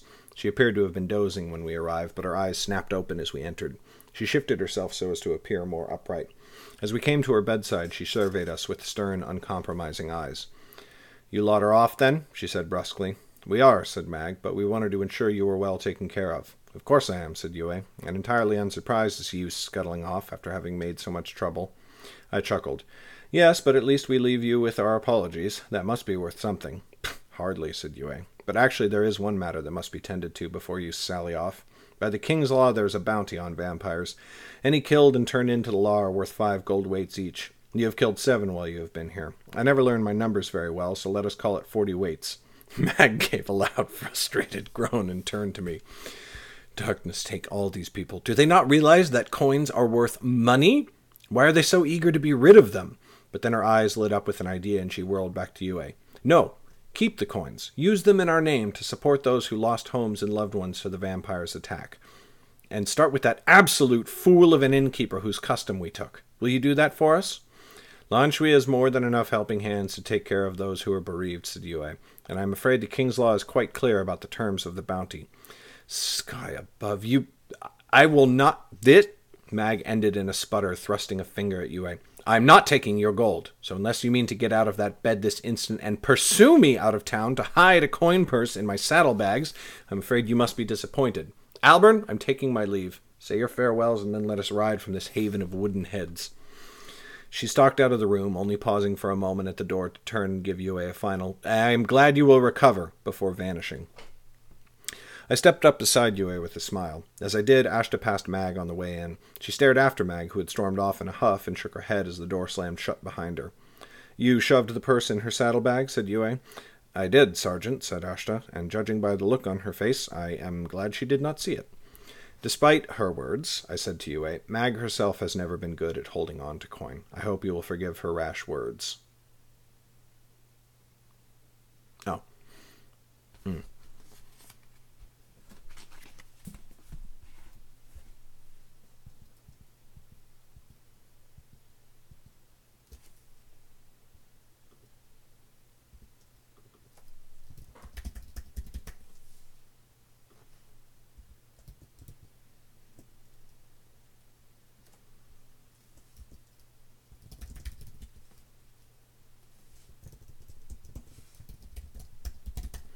Despite her admonishment, I said to Yue, Mag herself has never been good at holding on to coin. I will hope you will forgive her rash words. If she follows the king's law, I will, said Yue, arching an eyebrow. Thank you, Constable. Though you know you helped us kill 2 of the beasts. Yet constables are exempt from the bounty, said Yue. That seems unjust, I said. I do not write the laws, she said. I only enforce them. I placed a hand on her shoulder, squeezing her through the thick bandages she had there, and I think you do excellently at it. Farewell, Constable. I am sorry to have disturbed the peace of your people. Things are better now than they were when you arrived, I suppose, said Yue, meeting my gaze. If you ever draw near to Lan Shui again, I would not mind if you visited us. You do not get to see many of the town's more attractive features. This bed, for example, is quite comfortable when it is not holding a convalescent. I do not mind telling you that my cheeks went absolutely wine-dark with color. From his place by the door, Dryleaf gave a conspicuous cough, and Ashta became suddenly very interested in something out the window. I am sure it is, I said finally. Mayhap I will take you up on your offer, if ever I return this way.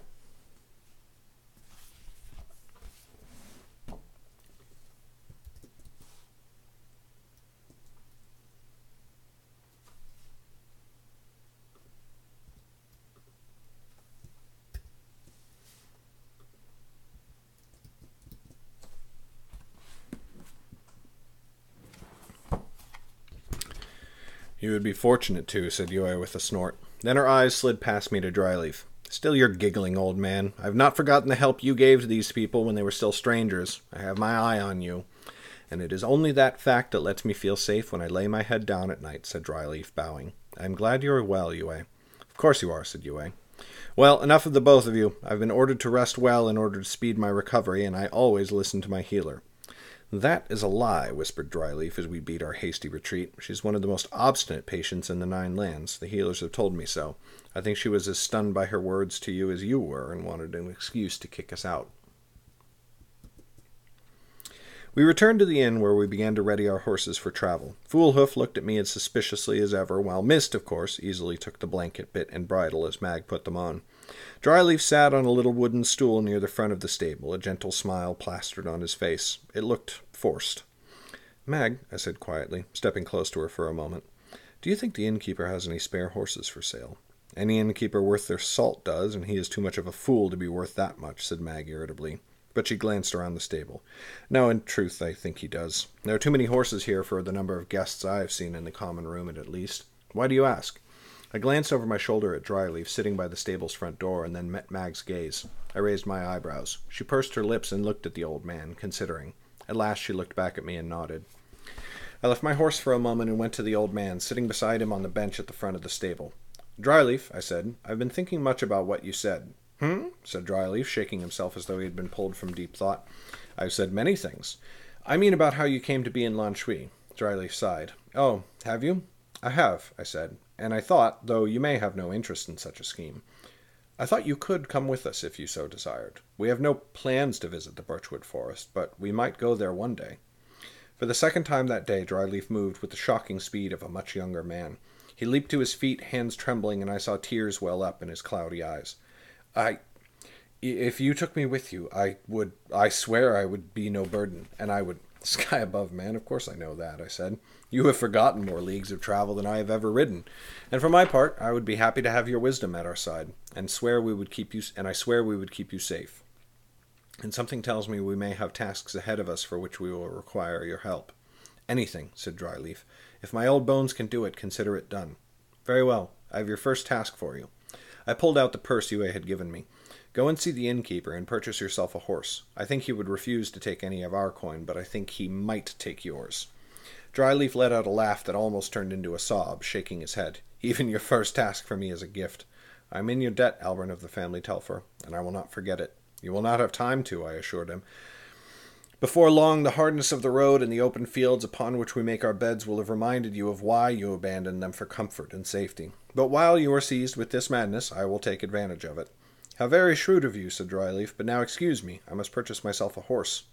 The business was done before we had finished saddling our mounts, and soon the three of us rode out of the stable, Oku trotting along beside our horses. As we passed through the streets, townsfolk waved and wished us well, especially Mag. She rode high in her saddle, her back straight. Her eyes were fixed on the road ahead, the way they had been when we rode into Lan Shui, but now she turned her sight upon the people who called out to her and smiled at them and wished them well, and I was proud to ride by her side as we made north for Colentin, for home. Chapter 41. A good tale, said Sun, as Albern's voice trailed away to nothing. A good tale and well told. Albern did not answer her for a moment. He stared at the fire between them, the flames dancing in his eyes, his arms across the top of his knee, and his arm across the top of his knee and his fingers hanging idly before his face. For a moment he resembled nothing so much as a statue, a warding figure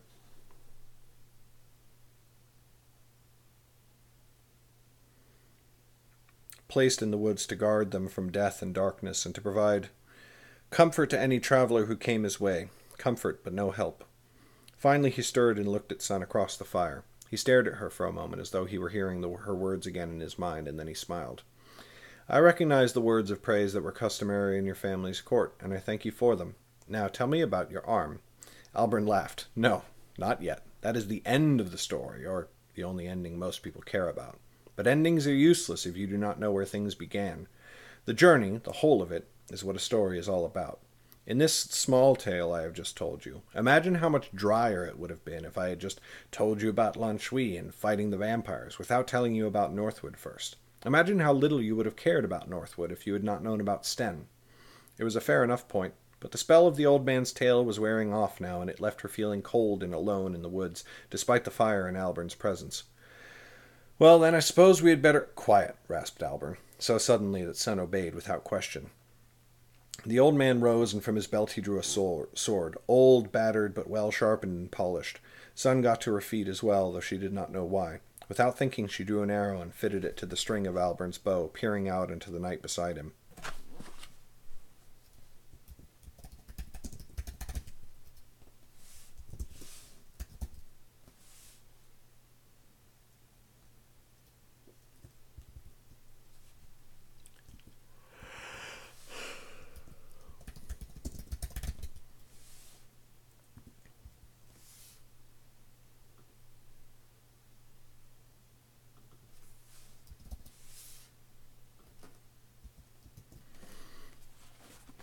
She had not heard whatever alerted him, but now she could feel it.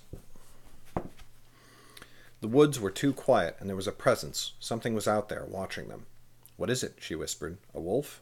"Not a wolf," said Alburn. And then a creature of nightmares bounded into the firelight, man-sized and man-shaped, but horribly twisted and bent. It landed on all fours, and there it crouched, hissing at them. Pallid white skin, hands that ended in claws as long as Sun's fingers, and a mouth full of pointed teeth. Sun might have had difficulty identifying it if she had not heard it mentioned so often already that night. "A vampire," her mind screamed, and then it roared as it attacked. First it leaped for Sun, but Alburn gave a great cry and jumped in between them. His wild, swinging sword drove the creature back a pace or two, and Alburn sidestepped to draw it farther from the fire. Sun's whole body had gone rigid, but then she realized what Alburn was doing. He was stepping aside so that she would have a clear shot. "Was that hot?" Her body seemed to move of its own accord. The bow came up, she drew, and she sighted down the arrow. Alburn gave a cry and swiped at the vampire. It lunged to the side, arms wide, and Sun loosed. With everything Alburn had told her that night, she fully expected the vampire to dodge her shot, but to her surprise it pierced the vampire straight through the wrist. The creature screamed, a terrible, ear-shattering noise that threatened to deafen her, especially in the deep silence of the woods. The vampire wrenched the arrow out of its limb. The edges of the wound began to turn black. It whirled on her, hissing, but Alburn attacked, sword flashing in the firelight. With a shriek, the vampire leaped off into the woods in the darkness. The clearing settled again to silence, and as it did, Sun realized that now she was shaking. Now she was quivering and breathing so hard that she did not think she would be able to stand for more than a few heartbeats. The bow clattered from her hand to the ground, and suddenly she was sitting, though she had made no move to lower herself.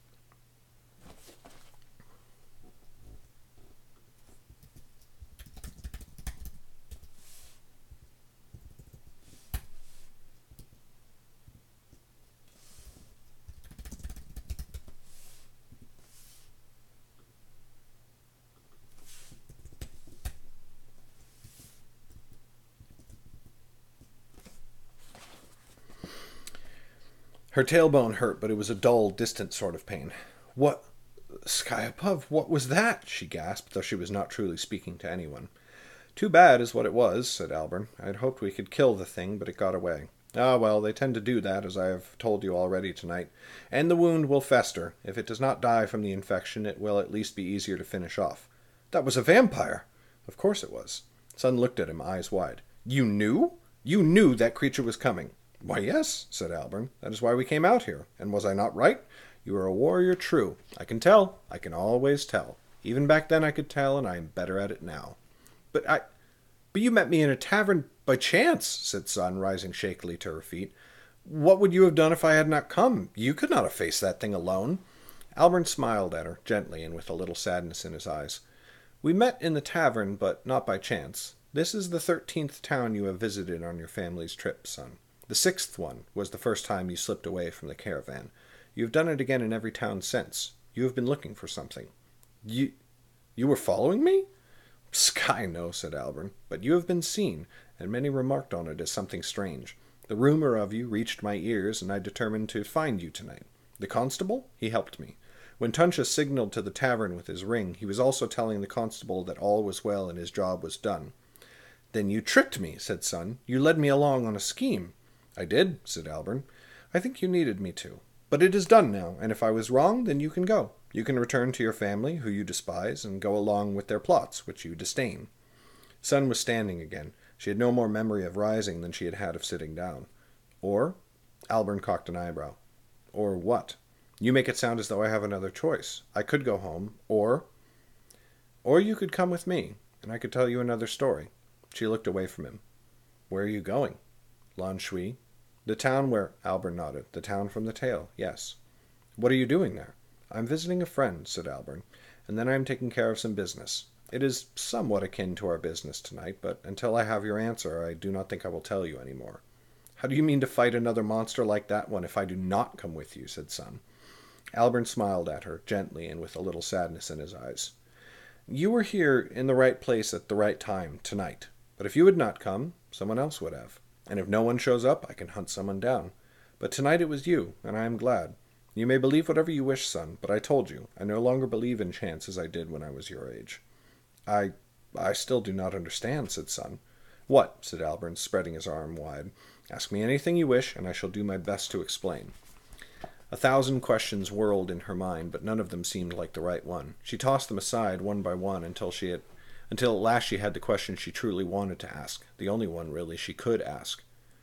Should we go after it? She said, looking Albert in the eye. If it escapes, we may regret it. Well, we may, said Albert, suddenly cagey, but we may regret it even more deeply if we pursue it in the woods by moon's light. We do not have a warrior like Mag at our side, and I have my doubts about battling the beast twice in one night. Oh, but once was fine, said Sun, shaking her head. For a young one like that? Yes, said Albert. When she gave him a look, he nodded. Yes, very young. I would not have brought you out here to fight a creature like the ones Mag and I faced. They were old, very old, nearly as old as the bones of the hills whence they came. I doubt the one we saw tonight is much older than I am. That is quite old, said Sun. Albert's mouth twisted. Always ready with a barb. I admire that. In any case, you said you wanted to do good things more than you wanted accolades. Well, you have done a very good thing tonight, though I doubt anyone shall ever hear of it. Return to your family if you wish. So saying, he strode to her and took his bow from her hands. In an instant he had unstrung it and stowed the string in a pouch at his belt, and then he set off through the trees towards the place where he had left his horse. Sun, for the second time that night, found herself staring after the old bowyer, dumbstruck. Just before he vanished from sight, she ran after him. Wait, she cried. What if I do want to come with you? Albert stopped and looked back at her, squinting in the moon's light. You seemed quite angry, and so I gave the cause up for lost. I am quite angry. He shrugged. Well, then, you can find your way back to town, can you not? You know where the road is, just there.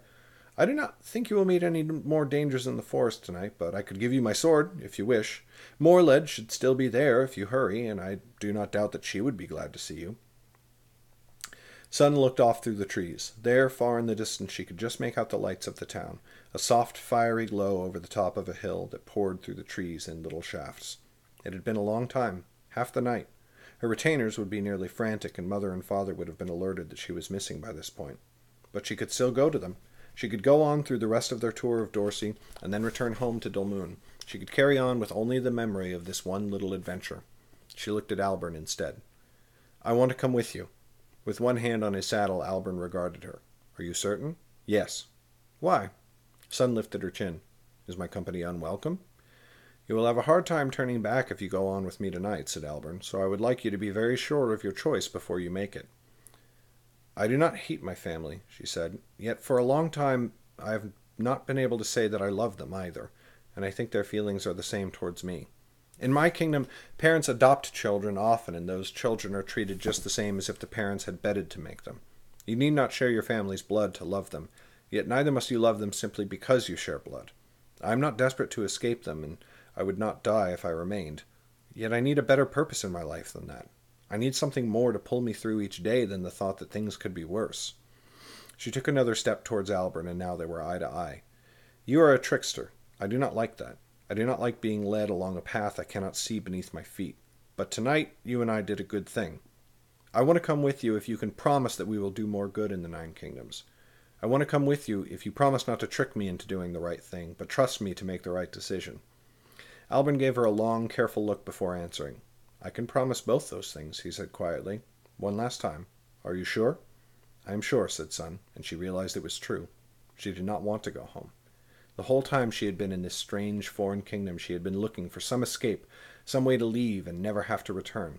Now that she had found such a chance, she would not turn her back on it.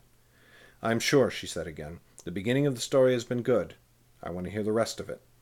Albert smiled his widest grin yet, and I would be happy to tell it to you. Come on, then. Let us get moving. The road is long, and it always grows darker before revealing at last the sun. As you say, said Sun, but as we go, please carry on. Slowly, Albert nodded, until the tale's true end. Keep reading. You have begun the tales of the Wanderer, but as Albert and Mag ride from Lanshui towards Calenton, many questions remain. For instance, why is the font so small?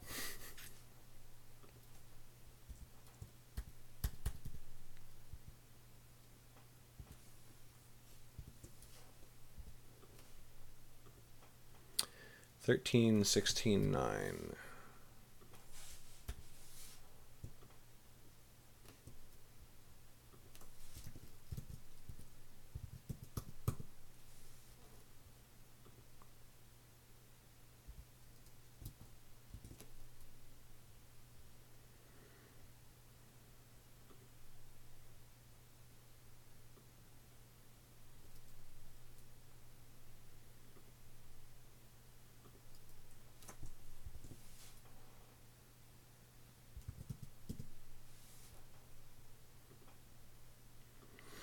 Keep reading. You have begun the tales of the Wanderer, but as Albert and Mag ride from Lanchui towards Calenton, many questions remain.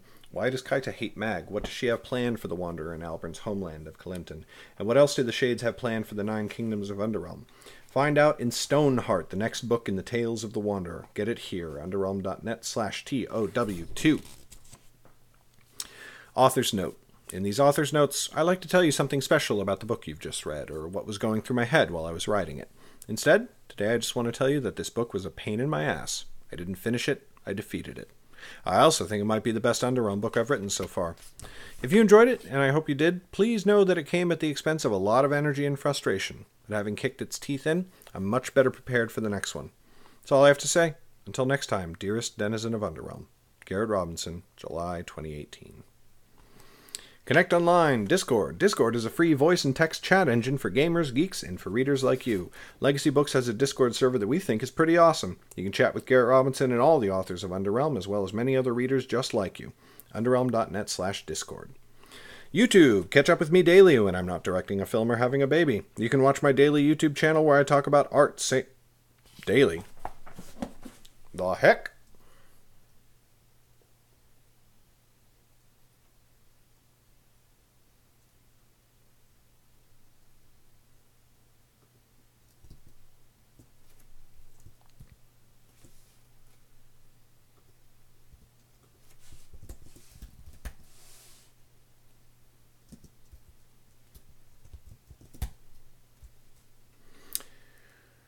Catch up with me weekly when I'm not directing a film or having a baby. You can watch my YouTube channel where I talk about art, science, life, my books, and the world. But not cats. Never cats. Here at brobinson.com/YT. The Books of Underrealm, the Nightblade Epic, Nightblade, Mystic, Darkfire, Shadeborn, Weremage, Aaron, the Academy Journals, the Alchemist Touch, the Mind Mage's Wrath, the Fire Mage's Vengeance, the Tales of the Wanderer, Bloodlust, Stoneheart, Hellskin. The Books of Underrealm, Chronological Order, Nightblade, Mystic, Darkfire, Shadeborn, Bloodlust. Is that right? Yeah. The Alchemist Touch, Weremage, the Mind Mage's Wrath, Stoneheart, the Fire Mage's Vengeance, Hellskin, Yeren. Almost. I used to do it daily, that ninja. I was never able to sustain it very long, but I would go daily for like a month, and then just burn out, go away for a couple of weeks, come back. I'm doing it daily again, miss a few days, blah, blah, blah, blah, blah. But yeah, no, I did daily videos when I started out. Epilogue. You did not think I forgot about Kaita, did you? She was there in Lanchui, observing the 3 of us as we rode forth on horseback, Oku trotting beside us. Kaita still mourned the deaths of Delic and the other Shades, and for the sake of petty revenge, she wished the vampires had claimed more lives before Mag and I had destroyed them. But she had realized that we would never ride north for Calenton until the threat to Lanchui had been ended, and so she had let it happen without interfering. And now things were mostly going according to her plan again. All except the old man. Dryleaf, he called himself. Well, you say you are a machine. During those days I did not write as much as I should have. If I had, I would be in a much better place in my life right now. All except the old man. Dryleaf, he called himself. Kaita had not predicted him, and she feared there might be more to him than there appeared. So she had taken the form of a few of the folk of Lanchui, and she had gone poking about, trying to see if the old man had some hidden agenda that had caused him to take up with us. She had discovered nothing. It seemed he had joined up with us by sheer luck, if you believe in luck. Ever since he had arrived in Lanchui, he had taken no interest whatsoever in the great events of Underrealm. He was a fixture of the town, an elder who gave advice when he could and sang songs when he could not. Indeed, the only thing Kaita had managed to learn was that he had not always been known as Dryleaf. Long ago, when he first came to Lanchui, he had gone by another name, though the old one sounded just as nonsensical to Kaita. After all, who had ever heard of an old peddler named Bracken? Dun, dun, dun. A-dun. Done book. Oh, Nicole already got the command.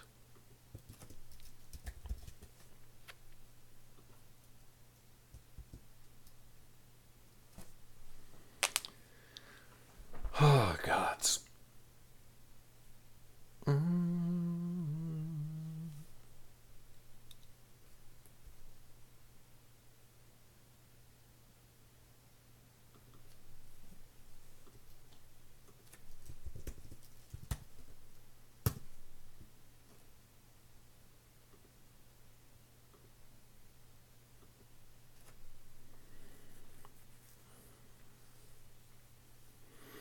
Sneaky fast.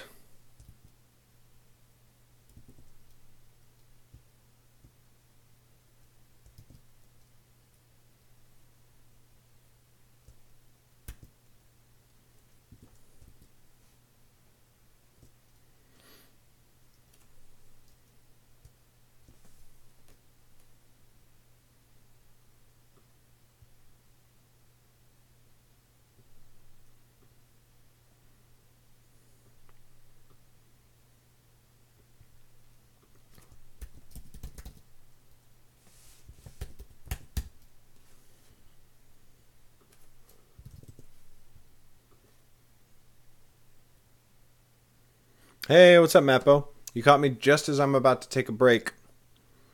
But I'm going to take that fast, and I'll be back in about 10. I'm going to try and format the hardcover cover. I'm still just alert enough that I think I can do it.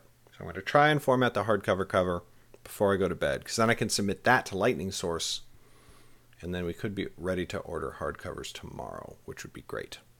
So I'm going to do that. Sorry, I'm going to take a break right now, and then I'm going to come back. I'm going to do that. BRB.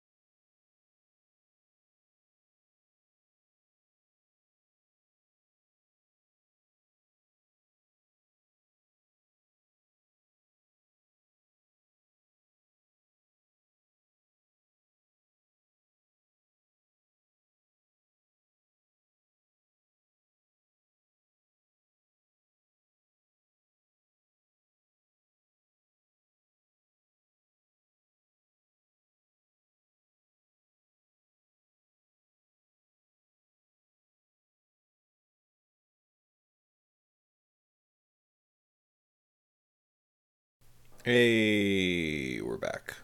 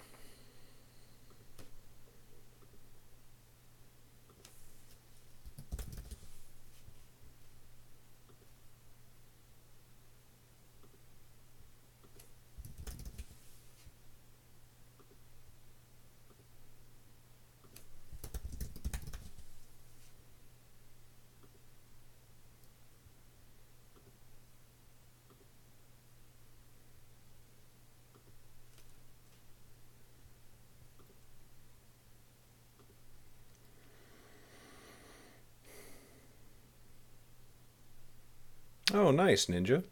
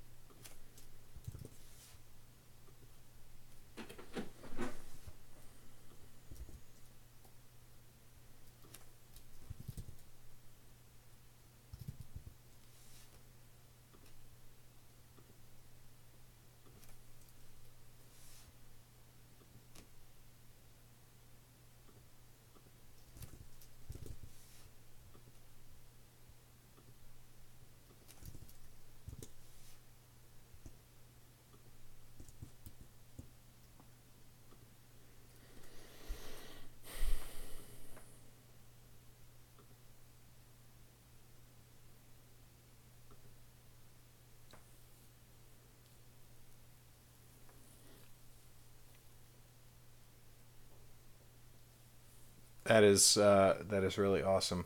I am, as you know, a big fan of that fan art. I'm a fan art fan.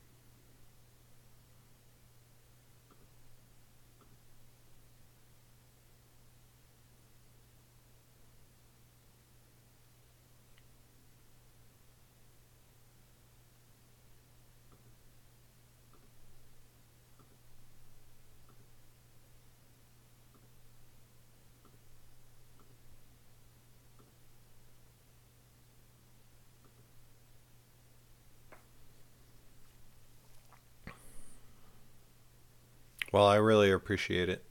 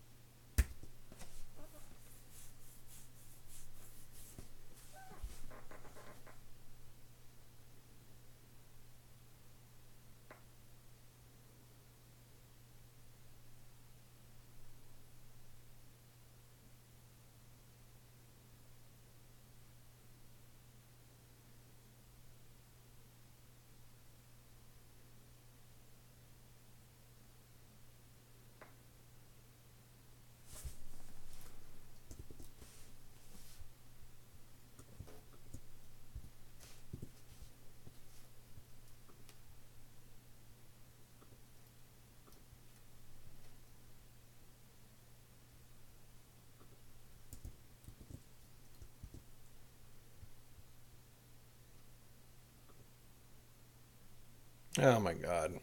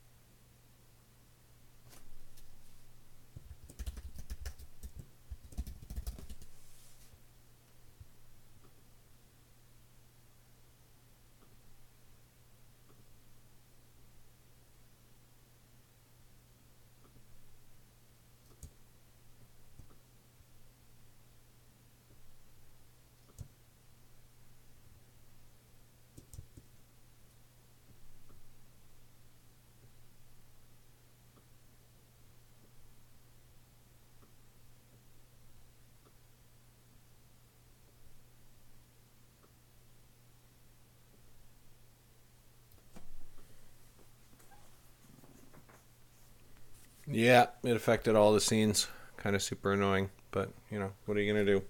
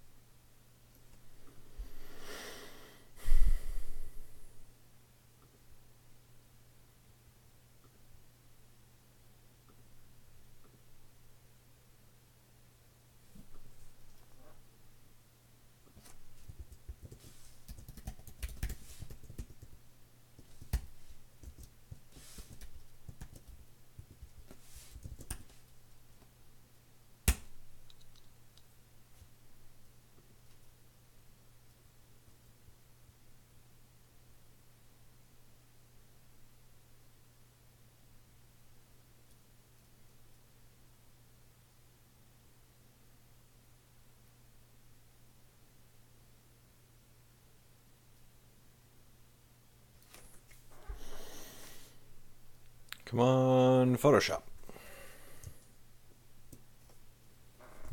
Come on, Photoshop. Think harder. Make it faster.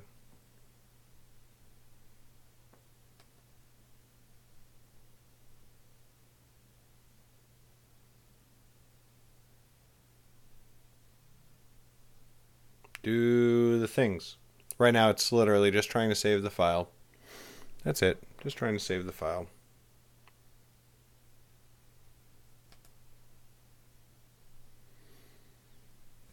There we go.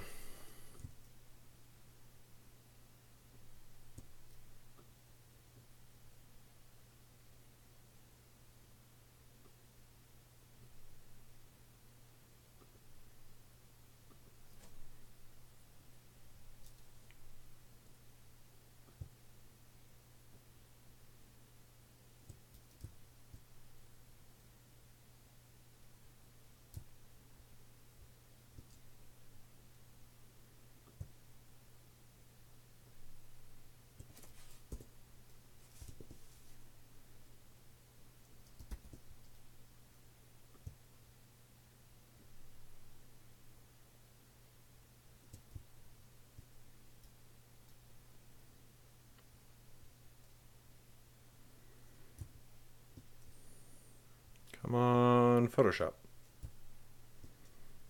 Please work.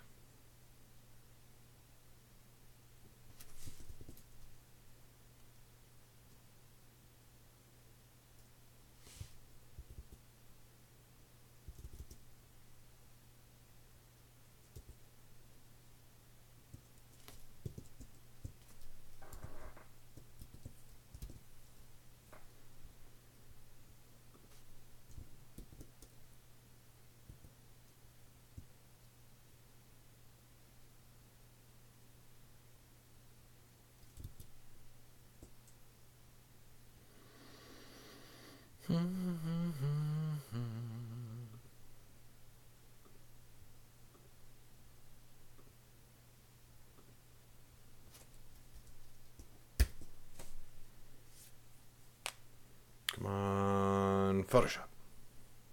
Do the things. Do all the things.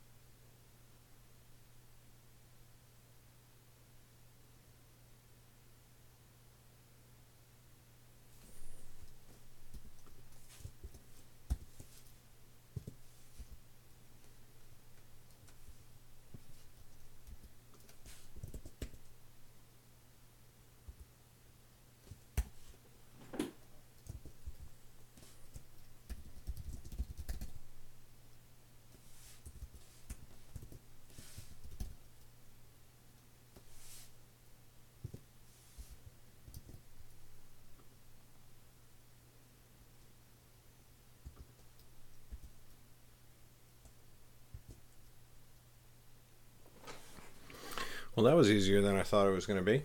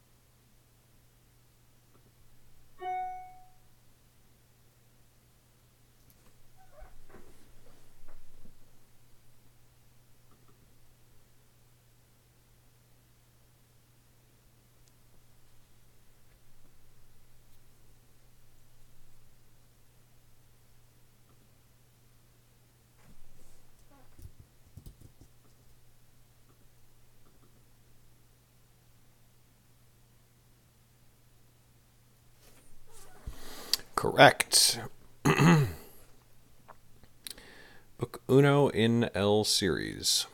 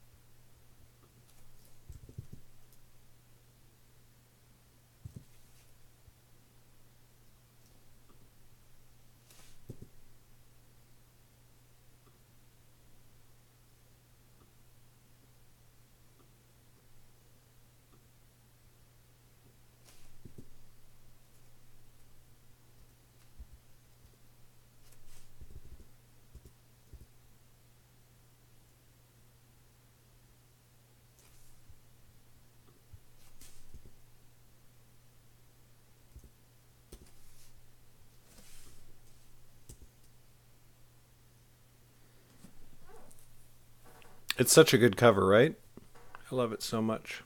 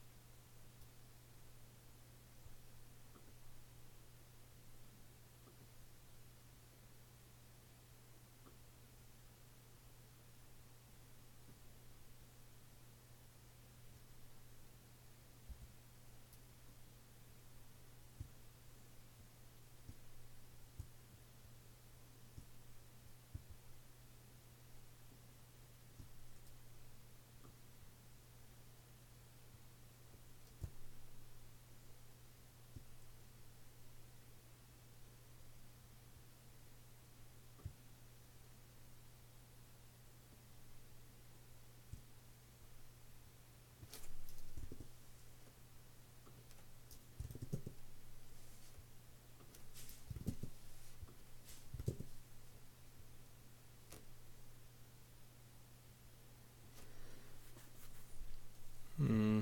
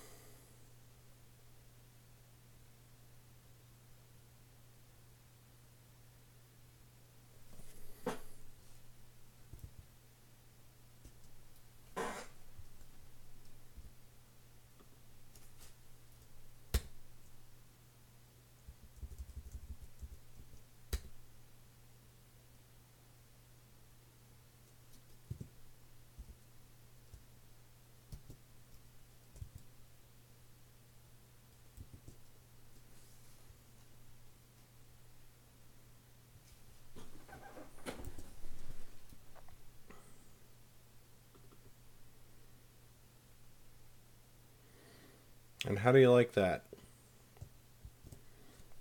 Done just in time, right under that, with 4 minutes to spare. Done cover. God, I can't wait to hold this in my hand. I mean, the hardcover edition.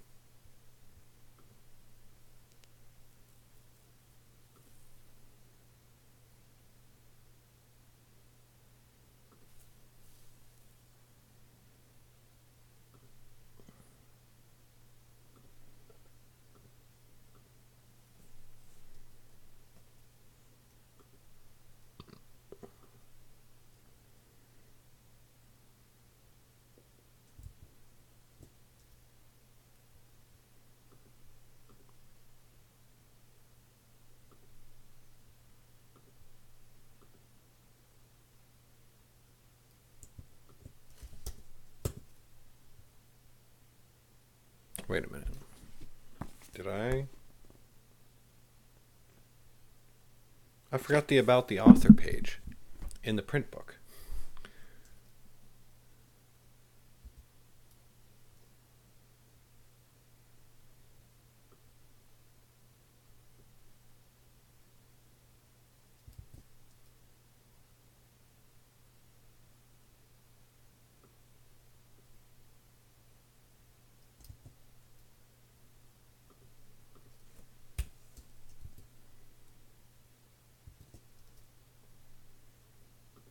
Or did I? I think I did.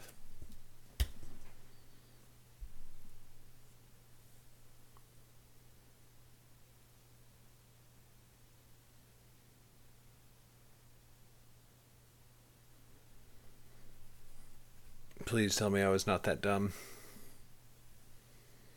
Please.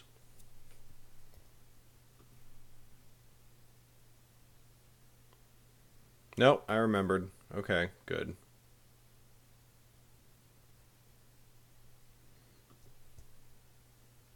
It's not in the proof copy that's sitting right here in front of me, but it is in the version that I put up online.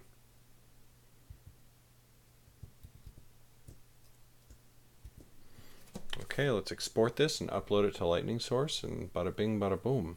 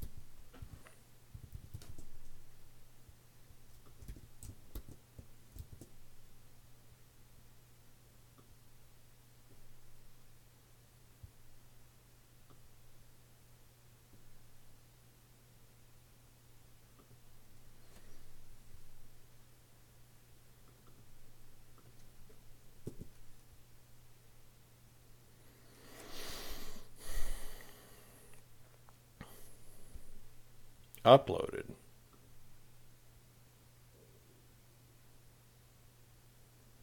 Verifying the content files for this title.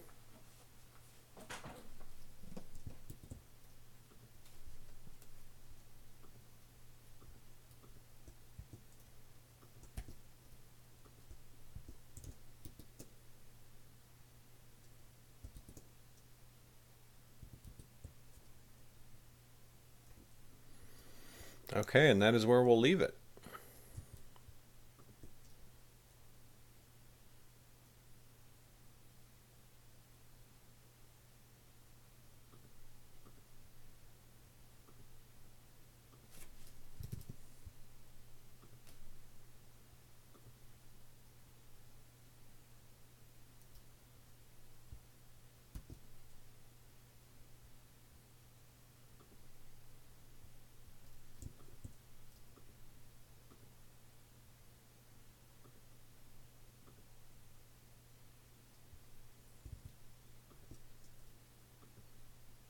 Title submitted to Lightning Source. We should be able to order books tomorrow.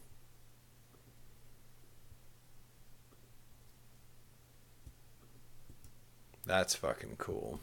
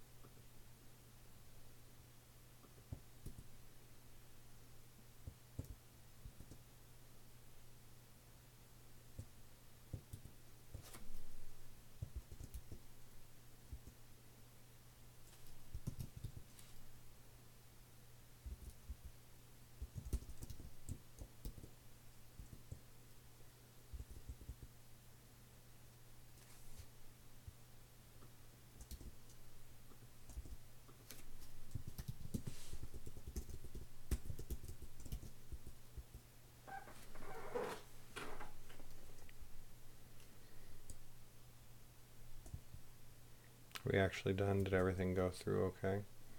Okay, lightning source is happy. We saved this. Good, yeah. This is all very exciting. I'm so tired. I'm so tired. I'm so tired. Oh my god. Ugh.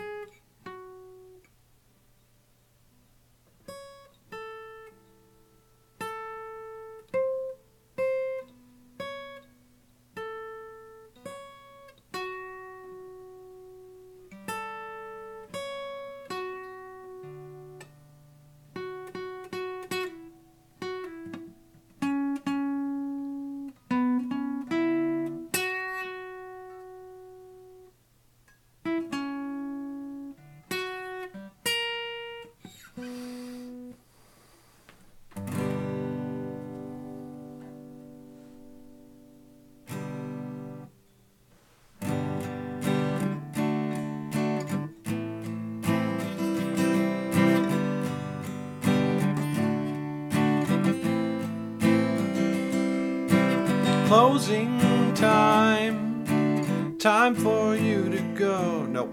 Open all the doors and let you out into the world.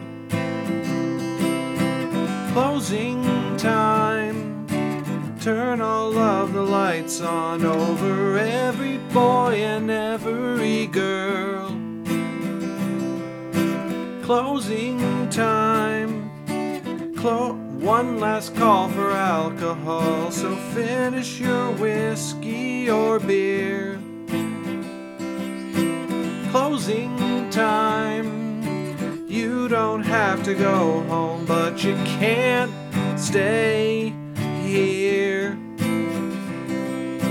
Closing time, open all the doors and let you out into the world.